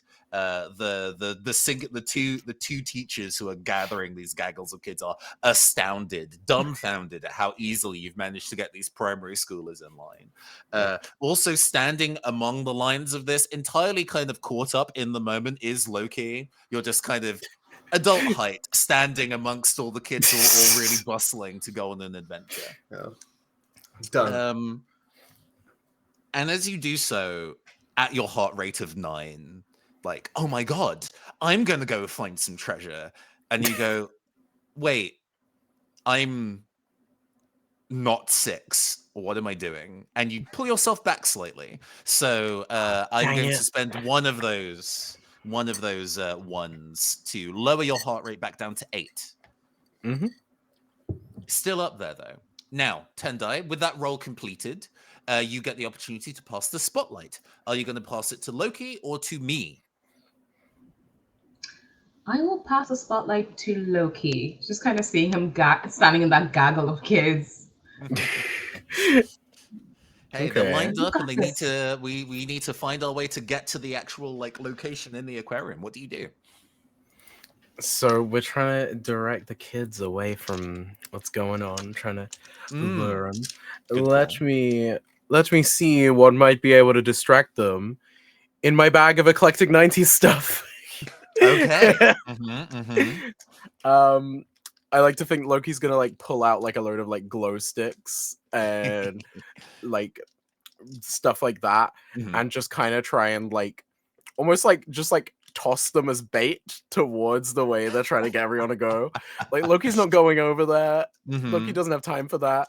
Like a bit more worried about the glass that's gonna break or whatever. Oh, But look, was treasure flame. Yeah. Hey, oh, look at that. Just toss a load of like glowing glow sticks and I hope that love the kids that. go and pick them You're all going to up. be rolling your heart rate of 9 or 8 rather, which big. Mhm. Does this mean you're also using your aspect of big bag of 90s ephemera to add 2 to the roll? I would like to, yes. Sure. I was going to say this is probably a check at like 2, but hey, you might get to exceed if it's a low target number, and then you get to change other people's heart rates. So Yeah. go roll them bones. Okay. That is 3 hits. Perfect. You do it. It's not a succeed. It's not an exceed, but you do succeed, and With that many it's dice. it's very smooth, like the process under which you kind of divert your path away. The children kind of naturally funnel down this fork roads of the aquarium pathways as the 4 of you manage to make your way down one side, and leading like the back of this line is the kind of aquarium attendant who, having put the turtle hand puppets away, looks at you, Loki, and goes, that was really impressive, all of you, actually. How do you know how to do that? It's a gift, I guess, for the rest of you. Yeah, and he like he's kind of confused or looks off into the middle distance of like how is it even possible to kind of get that many kids in line so quickly. He very briefly shakes all of your hands, and makes his way on. Now, would you like to? You succeeded in the roll, Chucky. Would you like to change your heart rate? I would like to raise it again, yes. It goes back up to 9. Love that for you. Boom. We follow this side path down. We've seen this area before. It's where Rimby was doing the photo shoot previously. It now looks, the air of it is different. When we last saw this scene, it was so full of people and high tension, and now it is just serene, quiet, almost too quiet, as we see the various tropical fish, seahorses, angelfish, weaving among this kind of large glass. It looks like it's a portal to a very different space. You have a moment to catch your breath here. Right. Problem is over. What are we supposed to be looking for? Well, the glass had like a crack or something, so I mean, unless you dropped your phone screen, like we should probably be looking at the glass, I guess. I mean, I shrug and I'll start moving up to it and start like, I have no idea what I'm doing. I mean, waxing the glass. It sounds like we're just getting to go on a free trip to the aquarium. I mean, let's enjoy ourselves, right? I'm glad the Pulse paid for our trip. As Colm, you run your hands across the surface of the glass, it's almost as if, with the action spotlight being moved to me, because hey, when it's the GM's turn, the stakes are raised. It's almost like you wipe it into existence. As you move your hand across the glass, it feels like from behind your hand, there is now a mark, a white spidery mark in the glass. So maybe we should stop touching that. And there is just a deep sound. It's hard to describe. It's almost like the sound of a deep bubbling, but there is a deep sound. Do any of you wear glasses? You know what? I do. Yeah, Rumby's wearing glasses. Loki might be wearing like those like glow in the dark like Happy New Year ones Oh, like as shutter part of shades? like trying to get Sure. everyone going. Yeah. He was Uh, so trendy all the time. Can't believe it. as Loki looks at everybody being, maybe we don't touch that. You look at Rimby's glasses. There is a crack that appears in them. And in the reflection of her eye, warm. That's concerning. Oh, come on. I just got these. They're not easy to get. Jeez. You take the glasses off your face, and as you look into the reflection of them in the room, there should be nothing behind the glasses, just open air. You can see the tile on the floor. There is something in the reflection behind the glass on those glasses. Oh. Can we look? Can we glimpse it? Yeah, it's indistinct. It looks like a figure in the distance, like hazy, like it's far away. But there can't really be far away. You move your head to the other side of the glasses. There's nothing there. There shouldn't be anything behind these, but there is something in the glass. Oh. Can I see that reflection on the aquarium glass as well? You look. There is a shadow in the glass. It's a little closer now. Oh. Out of curiosity, how big is it? Well, it was quite small before, and now it feels like it's walking closer, I guess is the way that you would frame it. You didn't see it move, but the humanoid figure behind the glass is closer. Is there a way to get to the tank so you can look into the water? I will say yes. There is not an obvious foothold here. Somebody would have to boost you, but you could theoretically scramble your way up. I look at Lloyd. Can you boost me up? And you're already ready to boost. Yeah. Yeah. Is this a roll? Okay, Terea, give me a heart rate roll. Okay. I'm at a neat 5, so Yeah, this is only a 1. You don't need. It's not too.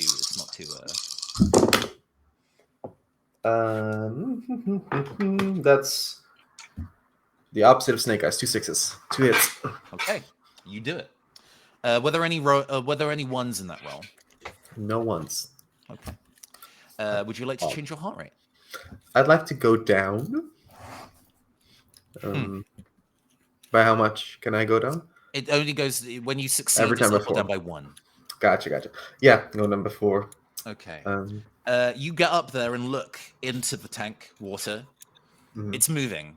There's bubbles going. There is animals moving within the water, so you can't really get a reflection. Cool. There's nothing there. Could I use one of my aspects, a flask of cologne, which I intended for fighting style, to like allure it to the surface of the water if it. I would say if you kind of invoke that as part of your die roll for the thing, I think that would work. Okay, but under now current circumstances, you do not see anything in the water up here. With the success, you kind of intuit that it seems to only really appear in still surfaces. Even though the top of the water is somewhat reflective, it's not still. You can't put a crack in that. Right. You glance up though to the I guess sun lamp. It's a tropical fish tank, and they need kind of like a daylight in the way that the building can't provide since it's indoors. And you see in the brushed aluminium in the light a crack. Okay. And a shadow in the metal. A metal. I point out crack up there. It's not just glass. It's anything that's cracking.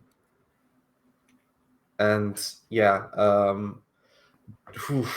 think I don't want to get into the water.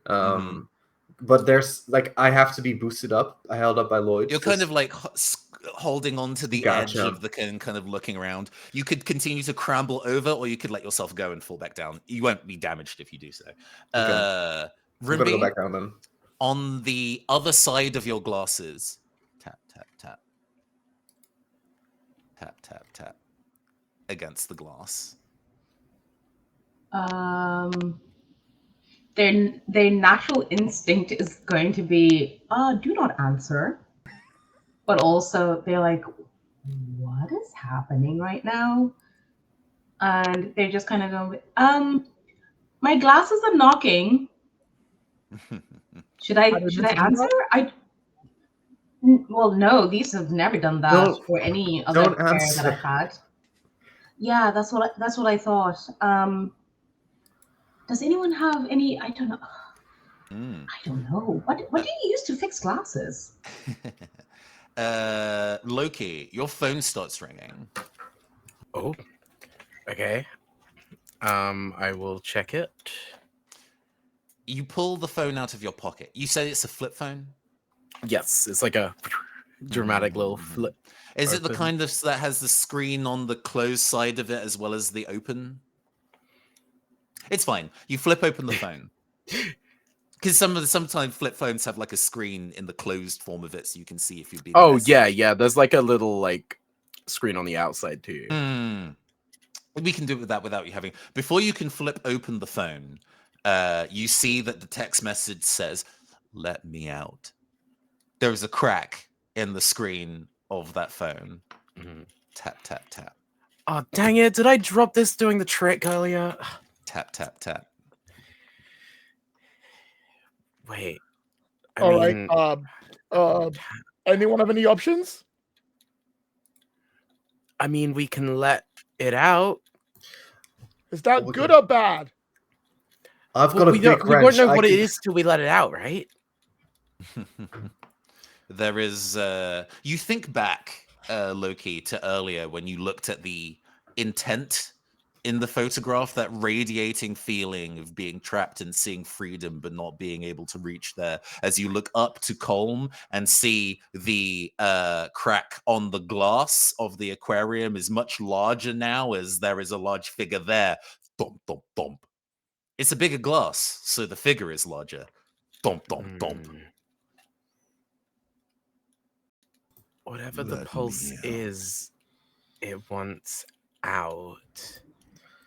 And it's bigger and bigger objects. Maybe we could let out something really small, and then it would just be a little small thing we could just like step on. Like your phone. Yeah.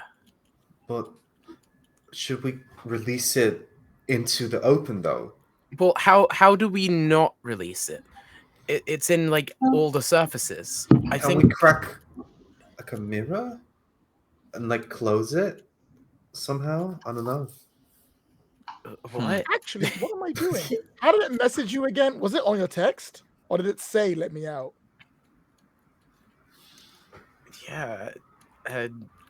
Yeah, how is it? Is it like does it look like a text? It is in a word, it is fucking with you. You think about it, and that's not your ringtone. You pulled your phone out on impulse, and with a reflective screen in the space, tap tap tap. Wait a minute, yeah, I changed the ringtone. That's not. We can't let it out through the tank. There's kids here. I'm just gonna ask it. Why should we let you out? Ooh. You glance to the larger one on which vocalized the idea on the glass of the aquarium. I need to be let out. It's hard that it's strange that it seems to be underwater and yet you can still hear how ragged its breath is. Let me out. Goom, goom, goom. Starting to splinter more. Goom, goom, goom. Are you in jail? Not here. Where I need to be let out. Who put you in there? There is because no actions are being taken dice roll wise. I think that actually there is a pause, and it has no eyes, it has no face. It looks at you, and you realize, or at least process the idea that pulse are made from buildup of human emotions as the shadow of this figure behind the glass looks at all of you and says, "You did," and slams on the glass, and there is a large like spring of leak of water as it starts just pooling out onto the floor. Okay, so we need to either get that duct tape or let it out. I think maybe letting it out, just not in here, because if we let him out through the glass, this whole place is going to be, I don't know, flooded. And then, of course, that water, like technically that's a reflective space. Will that give it more power? I don't know. Yes, exactly as you say that, and the water kind of like leaks onto the floor, a thin amount, just to be able to kind of make a still stagnant water puddle. It fills the kind of, like 9 foot by 9 foot room, the shallow water that you're all standing in. The floor tile cracks. We have to get out. We have to. Okay, for DM ideas. Hey, somebody wants to get a brainwave. You can roll your heart rate about it. Actually, okay. This seems like an emergency. I think I'm gonna ask the city. In the interest of the city being safe, what should we do with this creature? Absolutely. So, thank you for dabbling with the mechanics of the game. I appreciate you. Every character has a special move, a thing that they can use once per session that does a wild effect beyond normal dice rolls. For Collins, do you want to read out your special ability, Colin? Yes, I will. So I want to get a page up. Star of the city. You have a deeper connection to the city beyond than what anyone else can know. You may ask the GM a question, and the city itself will direct you towards the answer however it can.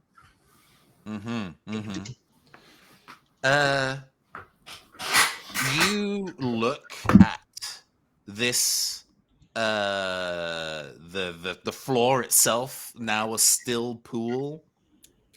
And there is, when was the last time you panicked dealing with the pulse?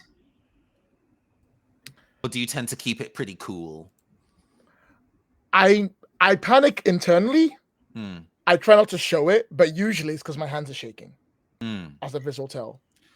You, for a moment, think about what it would mean for it to start breaking something large to cause severe destruction to the people in the building. There are a lot of kids here.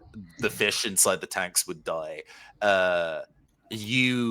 And weirdly enough, you feel like a tear well up in the corner of your eye. Wait, the surface of eyes are reflective. Would that be small enough? Maybe I could make a bargain. It feels like as long as there is a reflection, it can move in it. But you might need to communicate with it for a request. I'll say that out loud. I'm like, don't ask me how I know. What if we turn out the lights? Reflections are made from light. Yes. You know what? Not planning. I'll rush and I'll slam the lights off anywhere I can find. Data breaker. There is as established in the narrative so far. There's a ring of lights above the tanks that are kind of like sun lamps for the room. So they are up high though. How would somebody like to break those? Ooh, let me see. Ooh, I could use my whip. Absolutely. Go and summon your outlandish weapon. Okay, so Ruby is going to like look up, and as they do, what looked like just like a kind of chunky cuff on their wrist, they grab it and they like rip it, almost like it's, as we established, almost like it's the riptail of Beyblades, or or like a lawnmower, just kind of like from the wrist, and then it's this really long, sleek looking tape measure. But as they move it, you're like, tape measures don't move like that. And they're just going to swirl it a couple of times and then make a couple of passes to try and break the light bulbs up above the tank. That sounds like a 2-hit check for me. Are you going to be involving that particular aspect for additional 2d6 on the roll? So if you invoke one of your aspects, you get to roll an additional 2d6 on the check. So Not yet. okay. I think I'll just go with just standard whip Mhm. motions, and I got 6, 6, 4, 3, 2, 2 ones. 2 1s. Okay. Yes. Excellent. You do it. You break the lights. Clash, clash, clash. They all break, and this room is plunged in darkness. Maybe there's even a soft light from round the corner away from here, but it's not light enough to be able to illuminate the room.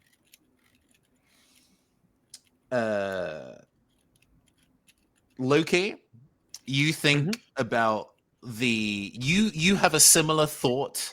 You watched Colin think about where reflections could exist, and him considering that, well, the eye also counts as a reflective surface. And as you look at him and also think that idea, it dawns on you that that would also count. The lights go out. From what feels like inside your skull, Loki. Tap, tap, tap. Tap, tap, tap. Hello? Since there was a 1 rolled in that check, 2 1s rolled in that check, in fact, I am going to increase Loki's heart rate by 2, putting it above 10. Now, Here when we go. your heart rate goes below 1 or above 10, you become heartbroken. I will read directly from the book because the description is probably the most straightforward way of doing it, and be able to, you can follow the steps therein. If a player's heart rate goes above 10 or below 1, they are heartbroken, capital H. The pulse infects their soul and turns them into a dark, twisted version of themselves. Whether that character is now a new villain or a capricious anti-hero is up to the player, but they represent a serious threat to both friend and foe. Immediately describe the transformation sequence that takes place when this happens as a step 1. So please, Loki, describe your dark transformation as you become heartbroken. The stress of this moment and the fact that it seems to be in you right now pushes you above the over the edge, and you transform. So there's almost like this kind of cracking sound, and you'd see them grow almost like horn, like kind of antlers out. They become a lot more kind of classical Loki looking. You'd see them kind of fling off the jean jacket, and like a long kind of cloak starts draping down behind them. As like they just seem to get like a little taller too, a bit more imposing. Wonderful. You now also gain a new fighting style aspect, which you name. While heartbroken, it is repeatable. Oh, dang. So with this transformation having taken place, maybe even themed around the circumstances you are currently in, please name for me a new fighting style aspect you have gained. I will call it breakthrough. Okay, nice. Love that. Your heart rate resets to 5. While you are heartbroken, of course, you may now use this new aspect as many times as you like. It's not just once per session. If your heart rate goes over 10 again, you purge the pulse within your heart and return to normal. If your heart rate goes below 1 while heartbroken, the pulse consumes you while you are in your emotionally devoid state, and you are removed from the narrative. Oh, dang. Great power at a cost. Hell yeah. So, moving back into this moment, then the lights go out. We hear. Do you say anything? Do you yell upon your emotions reaching a fever pitch, Loki? I think you just hear like a scream. Yeah. as even in the gloom, it almost emanates a light unto itself as you see one of the people who you've been fighting Pulse alongside for at least months change into this twisted form. You need it out. Whether it needs to get out or not, you need it out of you, and you don't care how you have to do that. Uh-oh. And I'll just let you decide what you want to do amongst yourselves for a moment. Oh, Loki. Ooh. What? Loki, are you good? Oh, I'm great. Never been better. I think Feels we can- good to let everything go for a minute. Yeah, man. It's just it's chill. We're good. It's an Yeah. aquarium. It's all right. How I looked at I turned to to Loaded Ruby like, help me out. I'm not good I at punch this. Loki in the face. Okay. Ooh. All I'm right. like, listen, some stuff's gone down. Y'all don't know what fucking Dang, thing. okay. I ain't got time to that. There's a cut to me. This, You know- this man has a job. He clocks out. I didn't think there would be PV because there are contested roles in this game. I didn't think they were going to occur with no direct, like, specific type of threat. But we can do a PvP role now if you would like. Well, my plan is to break Loki out of that state. Absolutely, So absolutely. that's what I'm gonna do. So, No offense. in It's like, you contested gotta wake roles, up. in contested roles, they work as per usual. You roll your heart rate and add as many aspects as you would like to the roll. Whoever gets more hits gets to change either their own heart rate or their opponent's by the difference. So, say one of you rolled 1 success and the other person rolled 3. The person who rolled 3 can change somebody's heart rate, either their own or their opponent's, by up to 2. So, Colin, what your current heart rate is at 6. Are you adding any aspects to that roll? Yes, I'll be adding my love of the journey. Hmm. I am on this road because I am with the rest of them. I Mhm. can't stay on this road if all of them start to lose their minds. I need to break them out of this, Loki out of the state, and trap the creature, whether within them or within something else. Apparently, attacking Loki now will solve the problem. I want the journey to continue. I like to add 2 dice. Absolutely. Loki, your current heart rate is 5 since it has reset. Yes. Are there any aspects you would like to add to your roll? Yeah. Just to check, can I add more than one? Absolutely.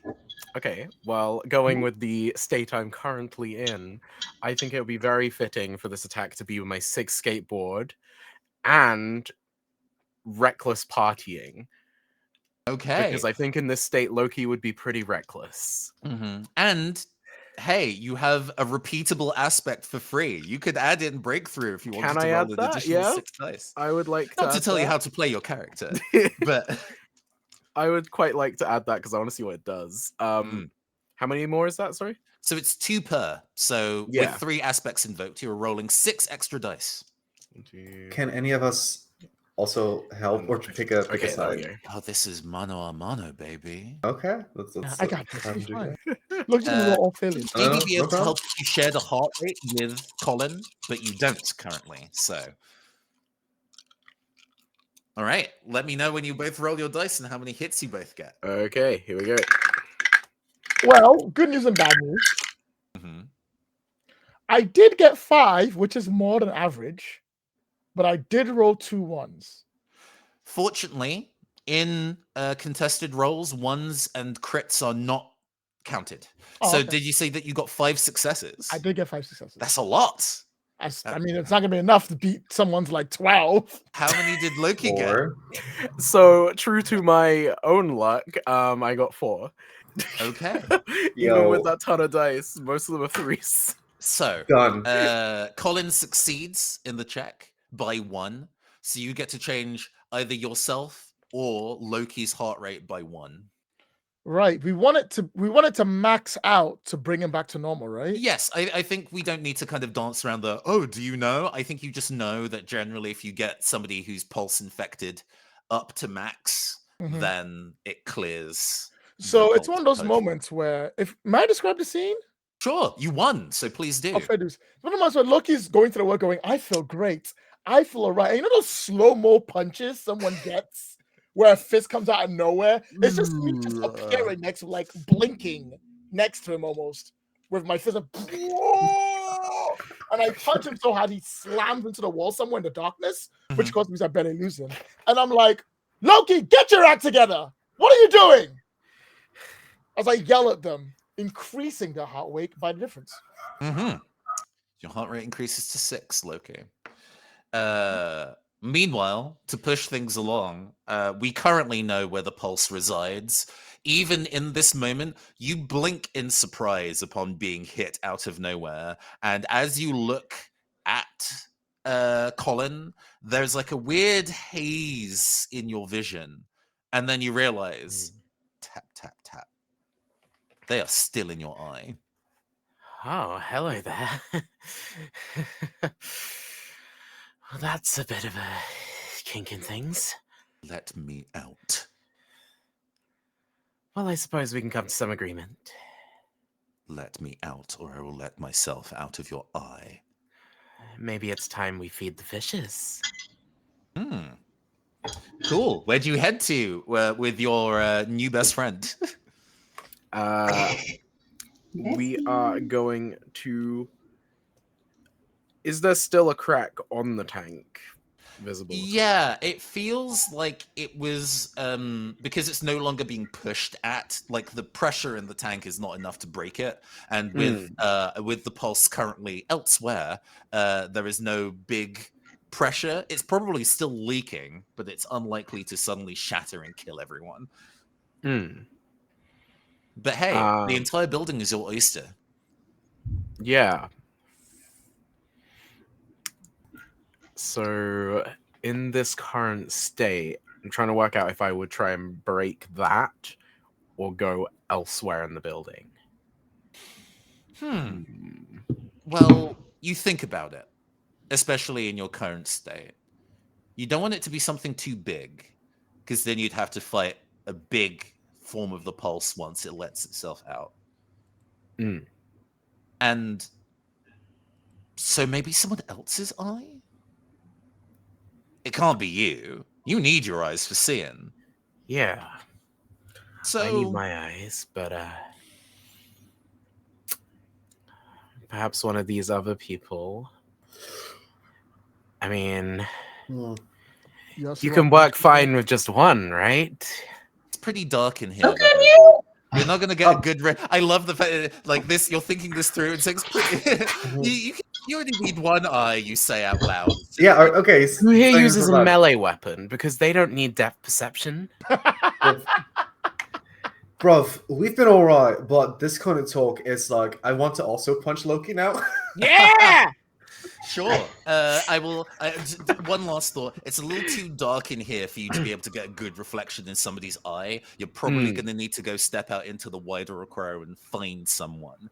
But meanwhile, with that, my question is: can I say pull out my phone and use its flashlight to get a reflection in someone's glasses? Oh, you absolutely could do that. All right, Yeah, let's go and see. So this is a different type of contested role, then, huh? I would love for you, Heartbroken, to roll your own heart rate, while Torea rolls your heart rate, and whoever wins gets what they want. So if Loki wins, the light on the camera will go off, probably into Torea's eye, and be an apt reflection. Or Loki gets punched again. Yeah, I'm going to break through again as well. Oh, hold on. So we don't refresh I haven't refreshed my aspects, correct? No, it is once per session. It's once per session. That's wonderful. That's great. I'd like to use not my giant wrench because I'm punching Loki. I'm going to put up my emotional wall. and sort of like adopt a kind of masculine role in You're this. using sheer grit to try and Yeah. get around this circumstance. All right, roll them. For sure, that's gonna be 6. That is actually Chucky. Why did you go first?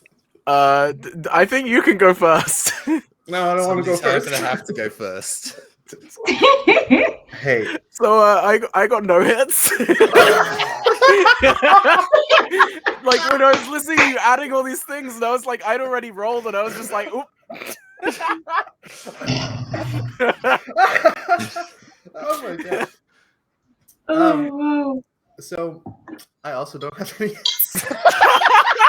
It is a complete stalemate. Absolutely. Okay, I have to raise the stakes. With the sound of fighting going on, just passively here, it draws the attention of the of the guide who's hearing ruckus going on in the aquarium. As in almost again in the kind of split picture in picture that we saw earlier, we see the aquarium like staff walk down a corridor and round the corner to where this is at the exact same time as Loki putting up the flash. In the Torea trying to will up the grit of masculinity in this moment. In the dark, you shut your eyes. You don't really know about trying to go and punch somebody who's supposed to be your friend in the face on short notice. And so you don't really want to do it. So you scrunch up your face and try and swing, and you have your eyes closed and it's dark. You miss. You have your eyes closed. The flash goes off and it does not reflect in your eyes. It does, however, reflect in the eye of the aquarium. Rumbi is going to probably see this in like spotty flashes of light and rush towards this worker because like this is just an innocent civvy really, and they're also going to be thinking, if they're here, where the fuck are these kids? They might come two teachers, they'll be fine.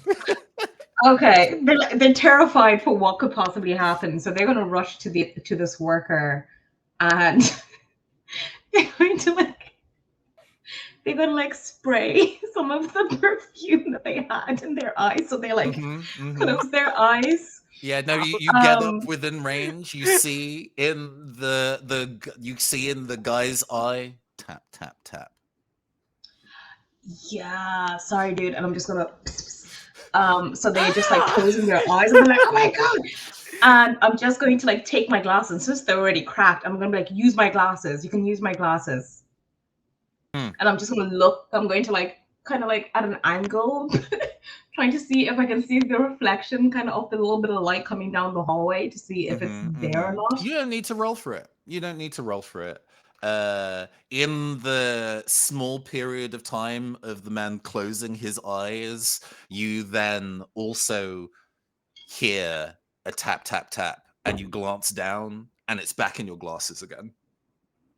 Okay, cool. At that, I'm going to just kind of cover my glasses with my hands and just leg it out the building.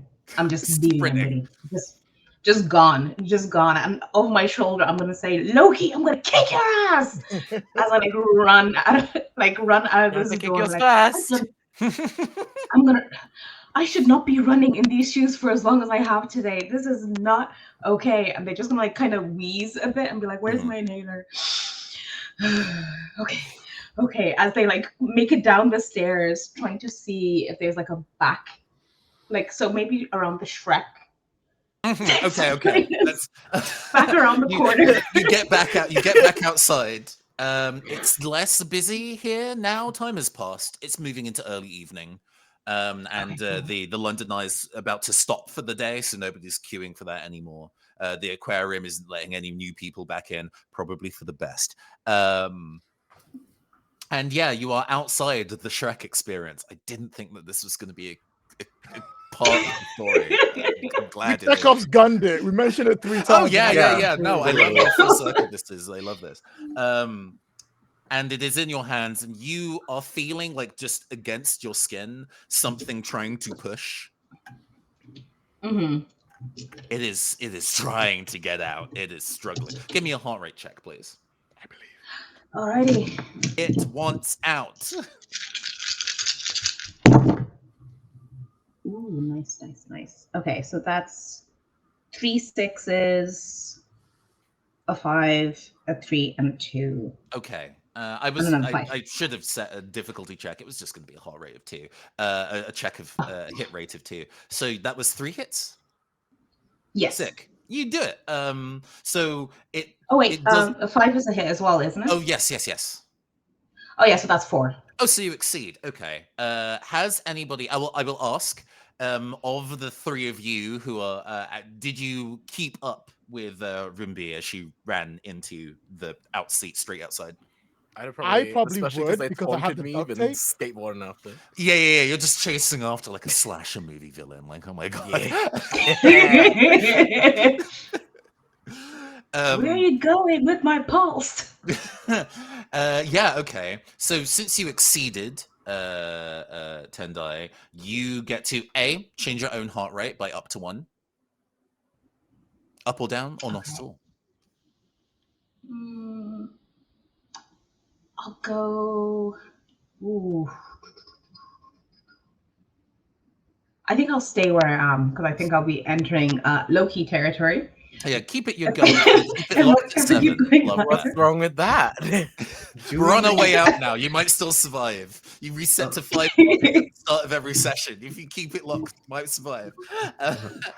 Nathan, do we resolve heart rate stuff from like our mutual failures? Oh, so nobody's heart rate's changed. You tied. Okay. So no one's instead, no the one's situation, nobody won. So instead, the situation got worse in a different way. So you don't need to worry about your heart rate changing because neither of you succeeded. But Aw. yes, since you exceeded, since it was above 2, you technically crit. And can change other people's heart rate in the scene. We've established that Colin and Loki are also in the scene with you on your tail. Whether Terrea is also following or not, I will leave up to Terrea. Are there any heart rates you want to change in the scene? I'm going to lower Loki's again. Bringing Loki back down. So you are now sitting, I think that puts you back at 5 or 4. Yes. Yeah, that's 5 now. Okay. Unless is it being changed by 2? Up to 2. Ooh.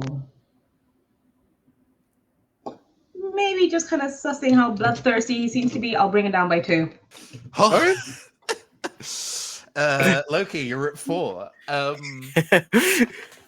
do you actually, to zoom in on this moment a little bit, you had this big swell of emotion and it broke you, and it hasn't made you stronger? Yeah.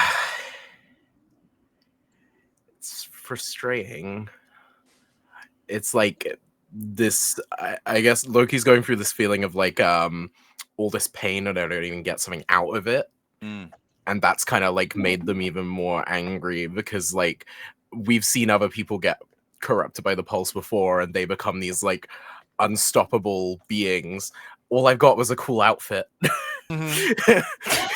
Where's my cool powers? I think you also start to feel trapped, right?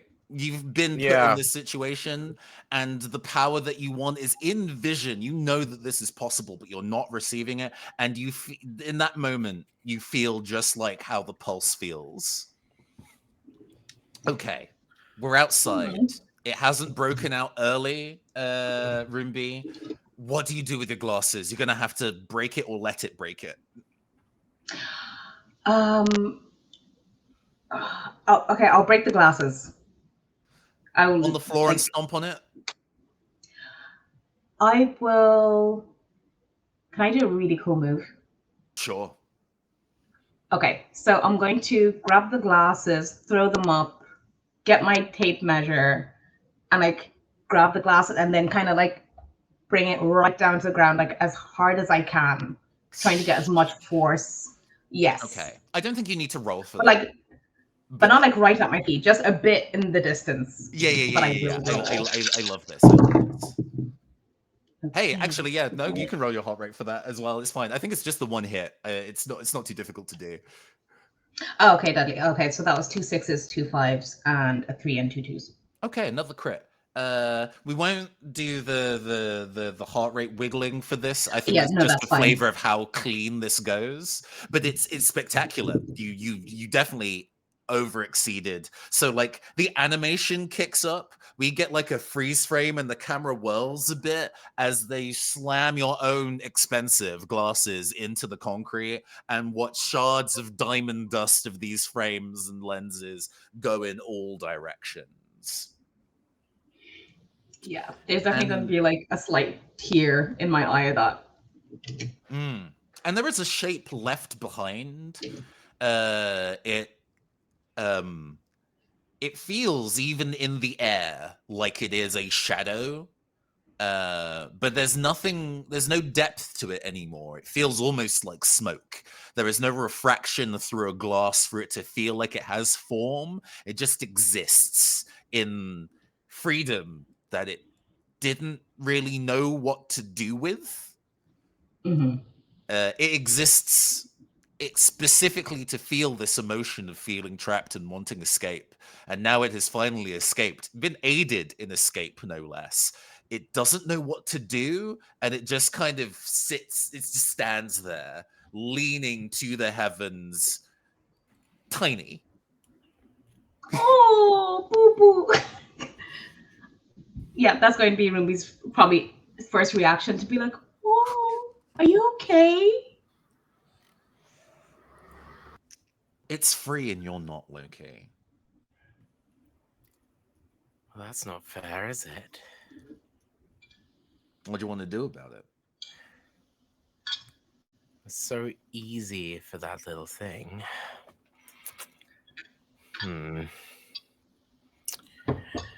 Maybe if more of us feel the way I do. I'm gonna look at everyone else and try and work out who I think is the It's most closest to vulnerable. Heartbreak. Yeah. Yeah. Okay. Jeez. You eye everyone up. It's palpable. Terea. Yeah. I don't know. You don't need to roll for this. Okay. You have the instinct to check the address of your delivery. I was thinking of doing that. Yeah, do so. And it mentions somebody who's on the brink of screaming when the ocean calls out to them with no way to proceed at their emotional limit. And the address probably right here. Yeah. I think even I like that. The as you pull up the address, there is also a second. You have reached your destination. Yeah, exactly.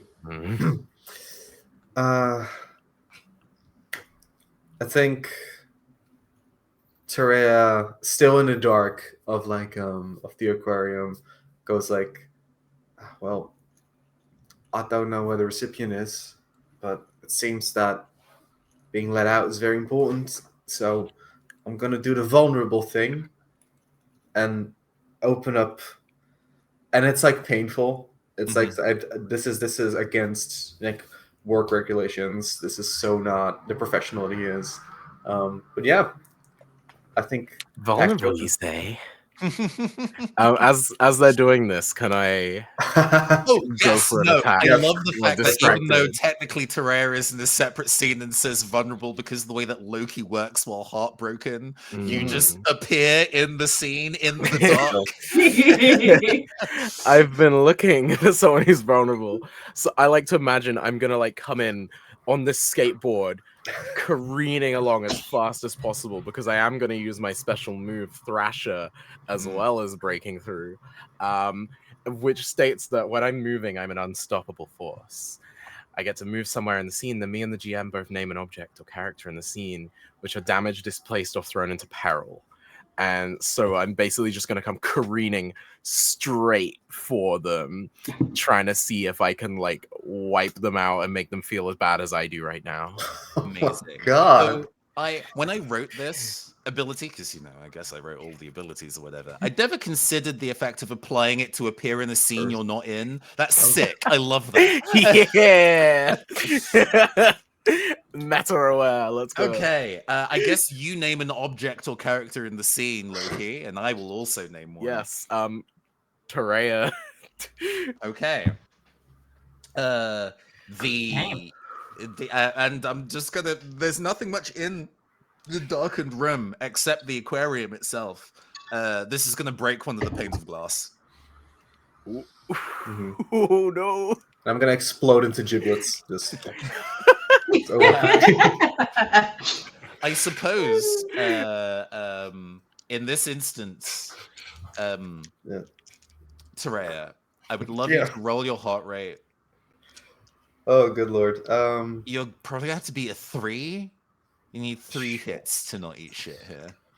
I have. Can I use my giant wrench? Yes, of course. Can I mark that off as used? It's used, yes. Yep. Okay, then I do that. I can't. Still have my flask of cologne, but I don't know where to use it in this context. I will say that you can use what's in the box as a one-time aspect. We have not seen what's in the box, but it is a thing of one delivery that it can be used. Who did that, Mickey? Sorry? Or a special tool that will use. It's like, Did somebody say Lord of Darkness? Okay. Keep it together. We're almost there. Keep it together time. 8 no, dice. it's all good. It's all good. Please roll your heart rate. Add 2 for the giant wrench, and then add another 2 for the contents of the box. Yes. Can I directorial note? Mm-hmm. Can I frame this because it's dark? Maybe there's like a flashing emergency light casting like a faint red glow in a pulse. Yeah. And then there's just like the sound of roller skates over the wet floor squeaking, and then faster and faster, and sort of like smash cutting between you trying to open the box and the advancing Loki to your location. And it's just like deer in headlights. Look, there's only like the profile flashing red, and then just like the intent of Loki with demon horns, red light. All right, cool. Rolling 8 Roll them both. dice. My god. That's 3 hits. That is enough. Safe. Exactly. Okay. Would you like to change your own heart rate?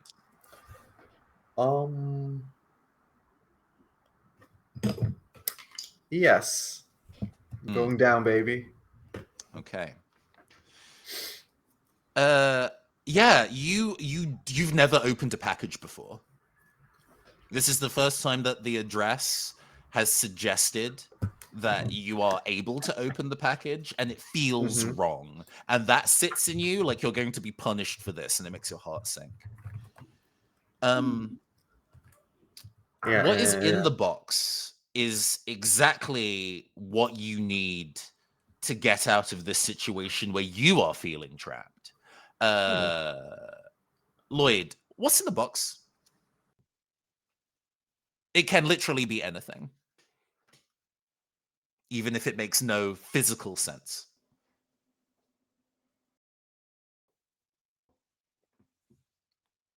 Inside the box is Loki's dream.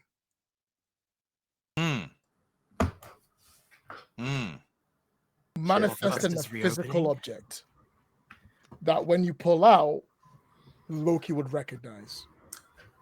You know how like you have that someone's that necklace that's like, oh, my lost love, and all the memories come flooding back and they start crying. That's what's in the box. Can I? Do you want to say what that is, Choki? Because do you want to say what that is, Taria? You don't. Yeah, do it. You pick a box. Say it. Hey, I mean, I'm happy to go and give a thing. It's very if it's up in the air, I have an idea for what that might be, and then we can play in the space, and Chucky can tell me yes, no, let's wiggle. I was thinking a skateboard that says Ben 11.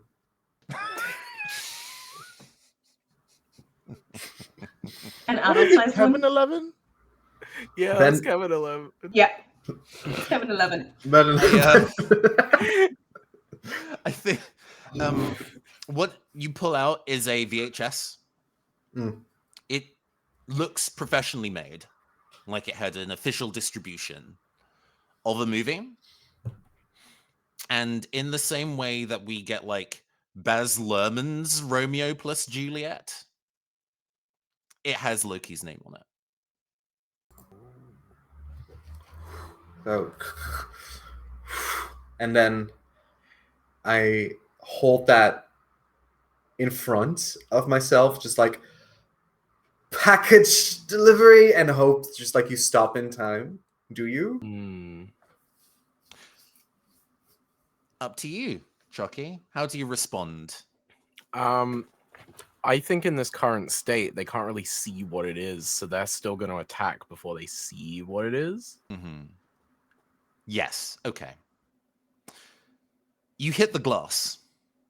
It shatters easily underneath the stress it was previously under and the speed of your impact. Narrowly missing Terea, but the change in water pressure pushes both of you out into the main corridor of the aquarium. There is a clattering as you both look up and see that the item that Terea pulled from the box is this VHS tape as previously described. And it is rapidly being damaged by salt water. No!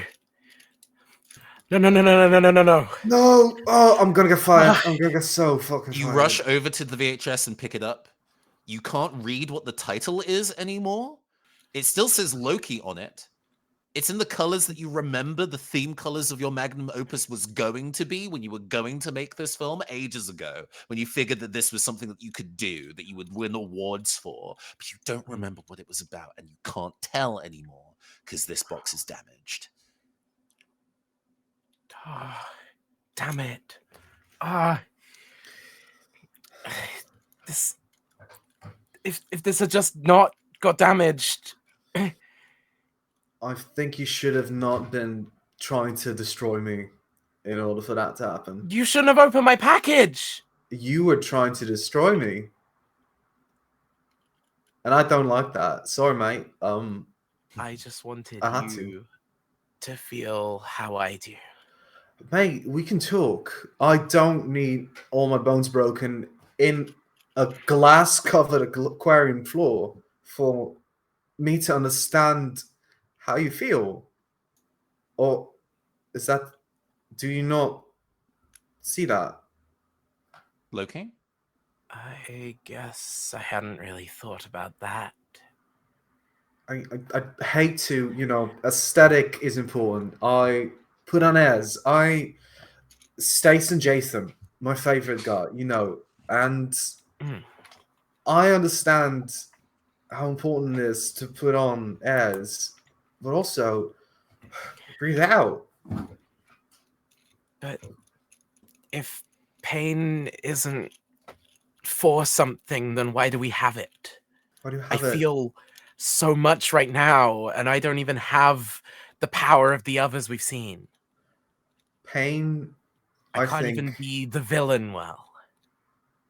I think pain is proof that you're struggling against something that's hard to move, and I think you're feeling trapped. You're fighting against what's holding you back, and we can't really help you as a team if you don't talk about that. I think that pain is a signal, not a reason. And the reason should be what's hurting you. But we go and we solve other people's problems. We don't have time for ours. And maybe it's time we do then, because if this shit is breaking us, then I just broke open this package. I'm fucked. I'm done. I don't know what No, you're to. not. I'm not gonna report that.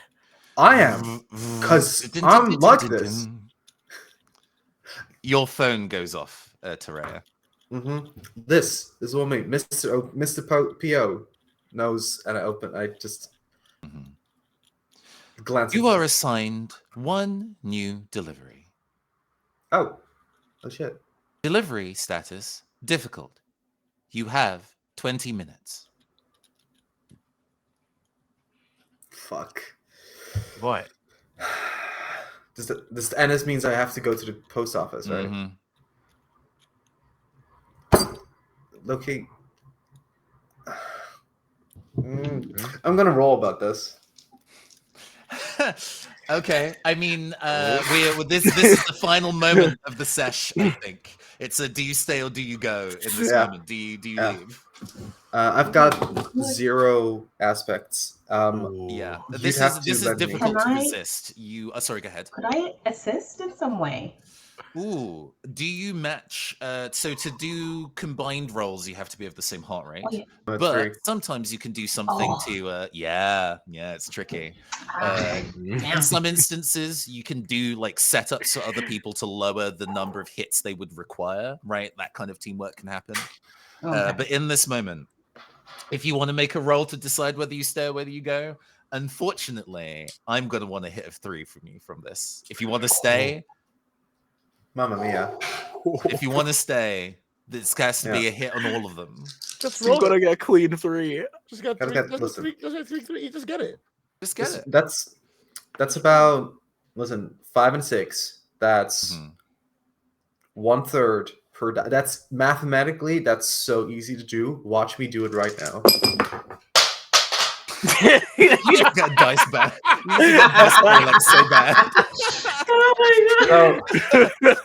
So I'm gonna say I rolled a 5 and a 6 already.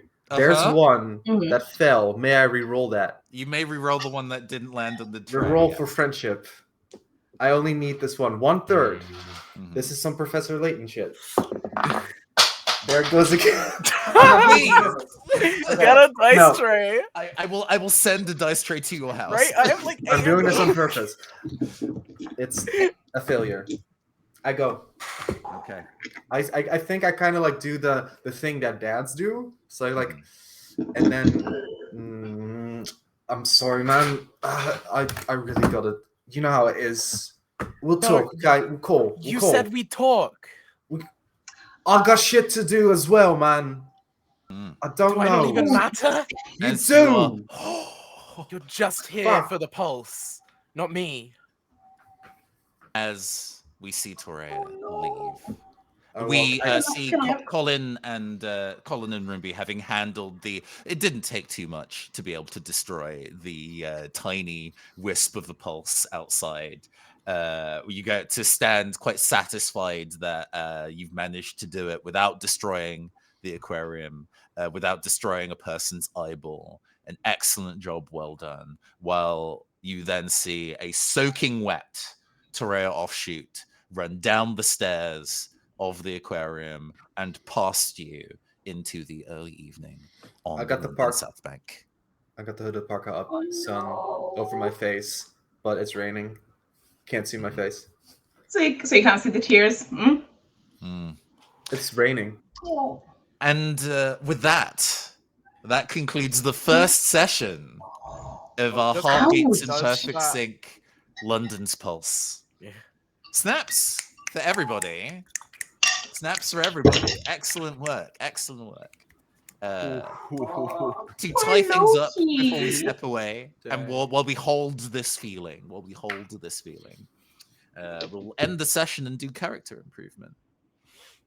At the end of the session, give the spotlight to the player of the left of the GM, which for me here, I guess it's like going clockwise or whatever. That would be Lloyd. We could use the we were laid out on Twitch.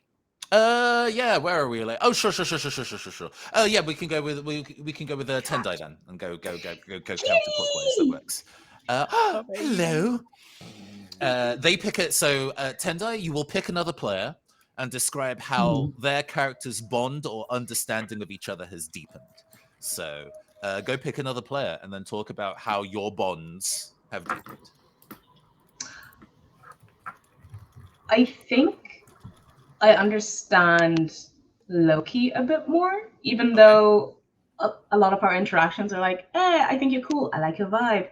Like, oh, my heart is actually just like, it's just so hurt for them. I'm like, oh no, that actually must feel so terrible. But that was, it definitely pulled at the heartstrings for sure. So yeah, I understand Loki a bit more, and I just feel terrible. I'm glad we can get the feels. I feel terrible. I'm like, oh, we should have just let crazy Loki rule. Just there you go. Hey, you're gonna start session 2 Heartbroken, so you can do with that as you like. But then the selected player awards the person in the spotlight. So now, Chucky, now that you've been selected as the deepening of this understanding, you get to select for Room B whether they are gaining 1 to their maximum heart rate or a new fighting style aspect, and you get to decide what it is, Chucky. Ooh. So now this bond between you has been established in Y. Chucky, you get to decide how that reflects on Room B. Room B, what's your heart rate at right now?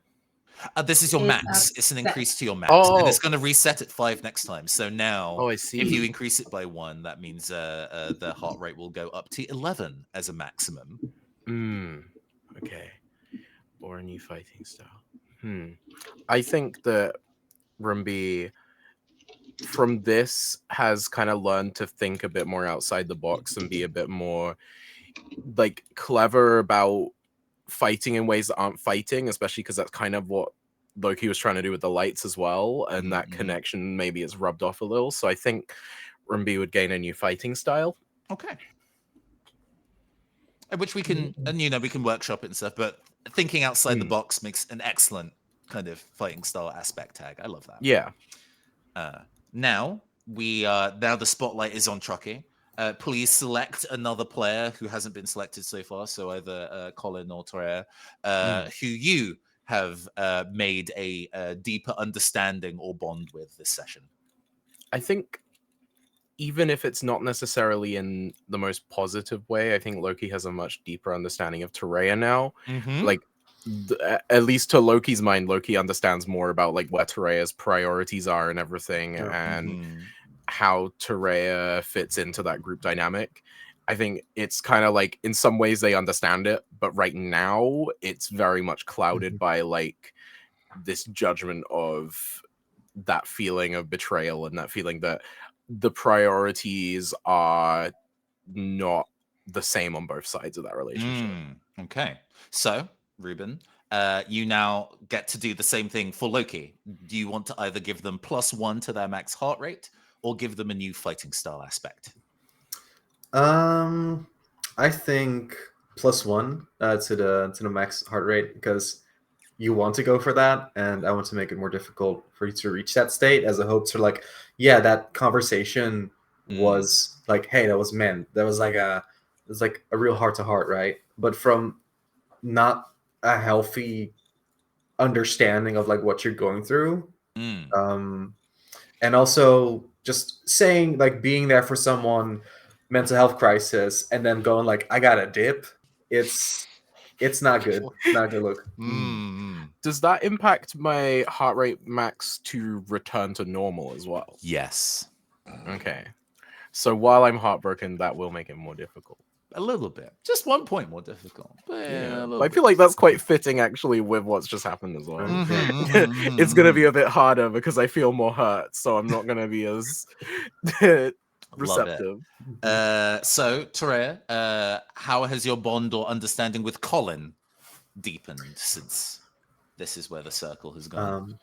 I think the snap decision of Colin to just punch Loki, I was like, oh, just like that. Yeah. Sure. Yeah. And that's like how you immediately imitated it. So you clearly kind of, it spoke to you in a Yakuza, like, that's rad. I've learned a new fight. Exactly. That is that's rad. Dad punch style. No, that's like actually exactly it. Yeah. Okay.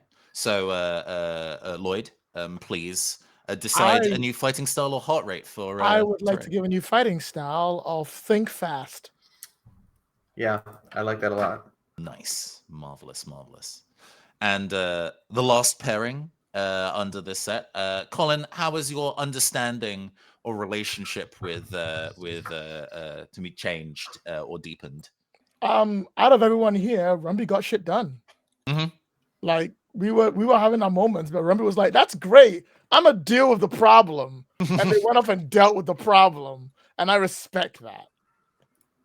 Absolutely. Yep. And Tendai, how does Colin's setup change? Do they increase their heart rate by 1, or do they gain a new fighting style? Oh, muted. Oh, shit. Thank you. I think a fighting style might work primarily because, like, it was hard to pick between Colin and Chalky because I was like, listen, that punch though, like that anime level punch that just kind of blinks into existence and then slow mo's, chef's kiss. I loved it. So I think there'll be a new fighting style for sure, Mm. and I think it's going to be called Tough Love, Fights the pulse with where tough they're love. like, Love I like that. they're like, listen, I know you're going through it, but we do not have time for this right now. There's stuff happening. No, and I'm so glad that in this session we've already managed to establish these new character moments, and the relationship between all of you has already changed a little bit. That's character advancement, nice and simple. You can have a maximum of 6 different aspects. So if you are at 6 and want to gain a new one, you have to switch something out, like having 4 moves in Pokemon. You know it is. And you can have a maximum heart rate of 15. So if you're playing a very long form campaign, there is eventually a max level character, as it were, with a heart rate of 15 and 6 aspects.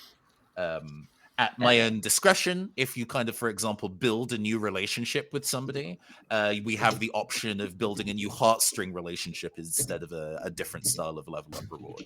So there's other ways to expand your characters as we play. But that is both the play session and the character growth part of Heartbeats in Perfect Sync. So we have completed our storytelling for everybody today, which is very exciting. I hope everybody had a wonderful time. I look forward to being back to this next week. Okay, let's go wrap up and do the last wave of introductions, who you are, where you can be found. I'm going to go in reverse order of what I can see on screen here. Chucky. Yep. Always me. Okay. Bullying. I'm Chucky. As I said at the beginning, I kind of do a bit of everything. Like, I've done D&D before on things. I've done cosplay. I do variety games and try a new one every week. I just like hanging out with people and doing fun stuff. So if you like that, my link's in the thing, and I'm everywhere. Mm-hmm. Thank Marvelous. you so much for having me. Lloyd.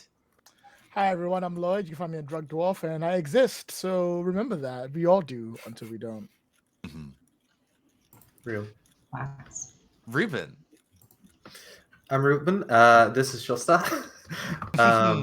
And you can find me on Urban Friendben on Blueski on Twitter. And this is great. This is wonderful. I've never had such a cool first session and sort of like emotional PvE before. So great I've stuff. never been on an A emotional really one dramatic now. place this time. It's That's high. great. Last but by no means least, Tendai. Hi, Tendai. You can find me at Geek Chic Tea on Twitter/X and Blue Sky as well. I had such a wonderful time. So happy I'm at this table. But yeah, I love playing games and just causing chaos online. So yeah. Absolutely. And I have been, one last time this evening, your androgynous android late night DJ, Nathan Blades, tabletop RPG designer, streamer, voice actor, and general internet ne'er-do-well. If you'd like to continue to hear my mellifluous tones, you can hear it as the voice of Captain Oromar Vale on the Campaign Skyjacks podcast. Also, if you enjoyed this game and want to go and play it for yourself, it is available for a very reasonable price of $10 at theneoncaster.itch.io. You see it right there in the chat. You can go get it.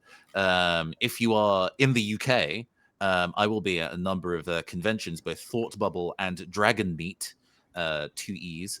That is in Harrogate and London, respectively, in November, where I will have physical copies of this, as well as some of my other zines and Magic the Gathering tokens that I've designed myself. So if you would like to purchase any of those, please come find me at those events. Thank you. To close out, this has been a Euphoria AP production, also sponsored by the UK. Wow. Let me do that again from the top with the other bits in here. I should, actually do the thing professionally. Right. Yes. This has been a Euphoria AP production. Please do follow the channel. Please go find the VODs available and tell your friends. I'd love to see you here again.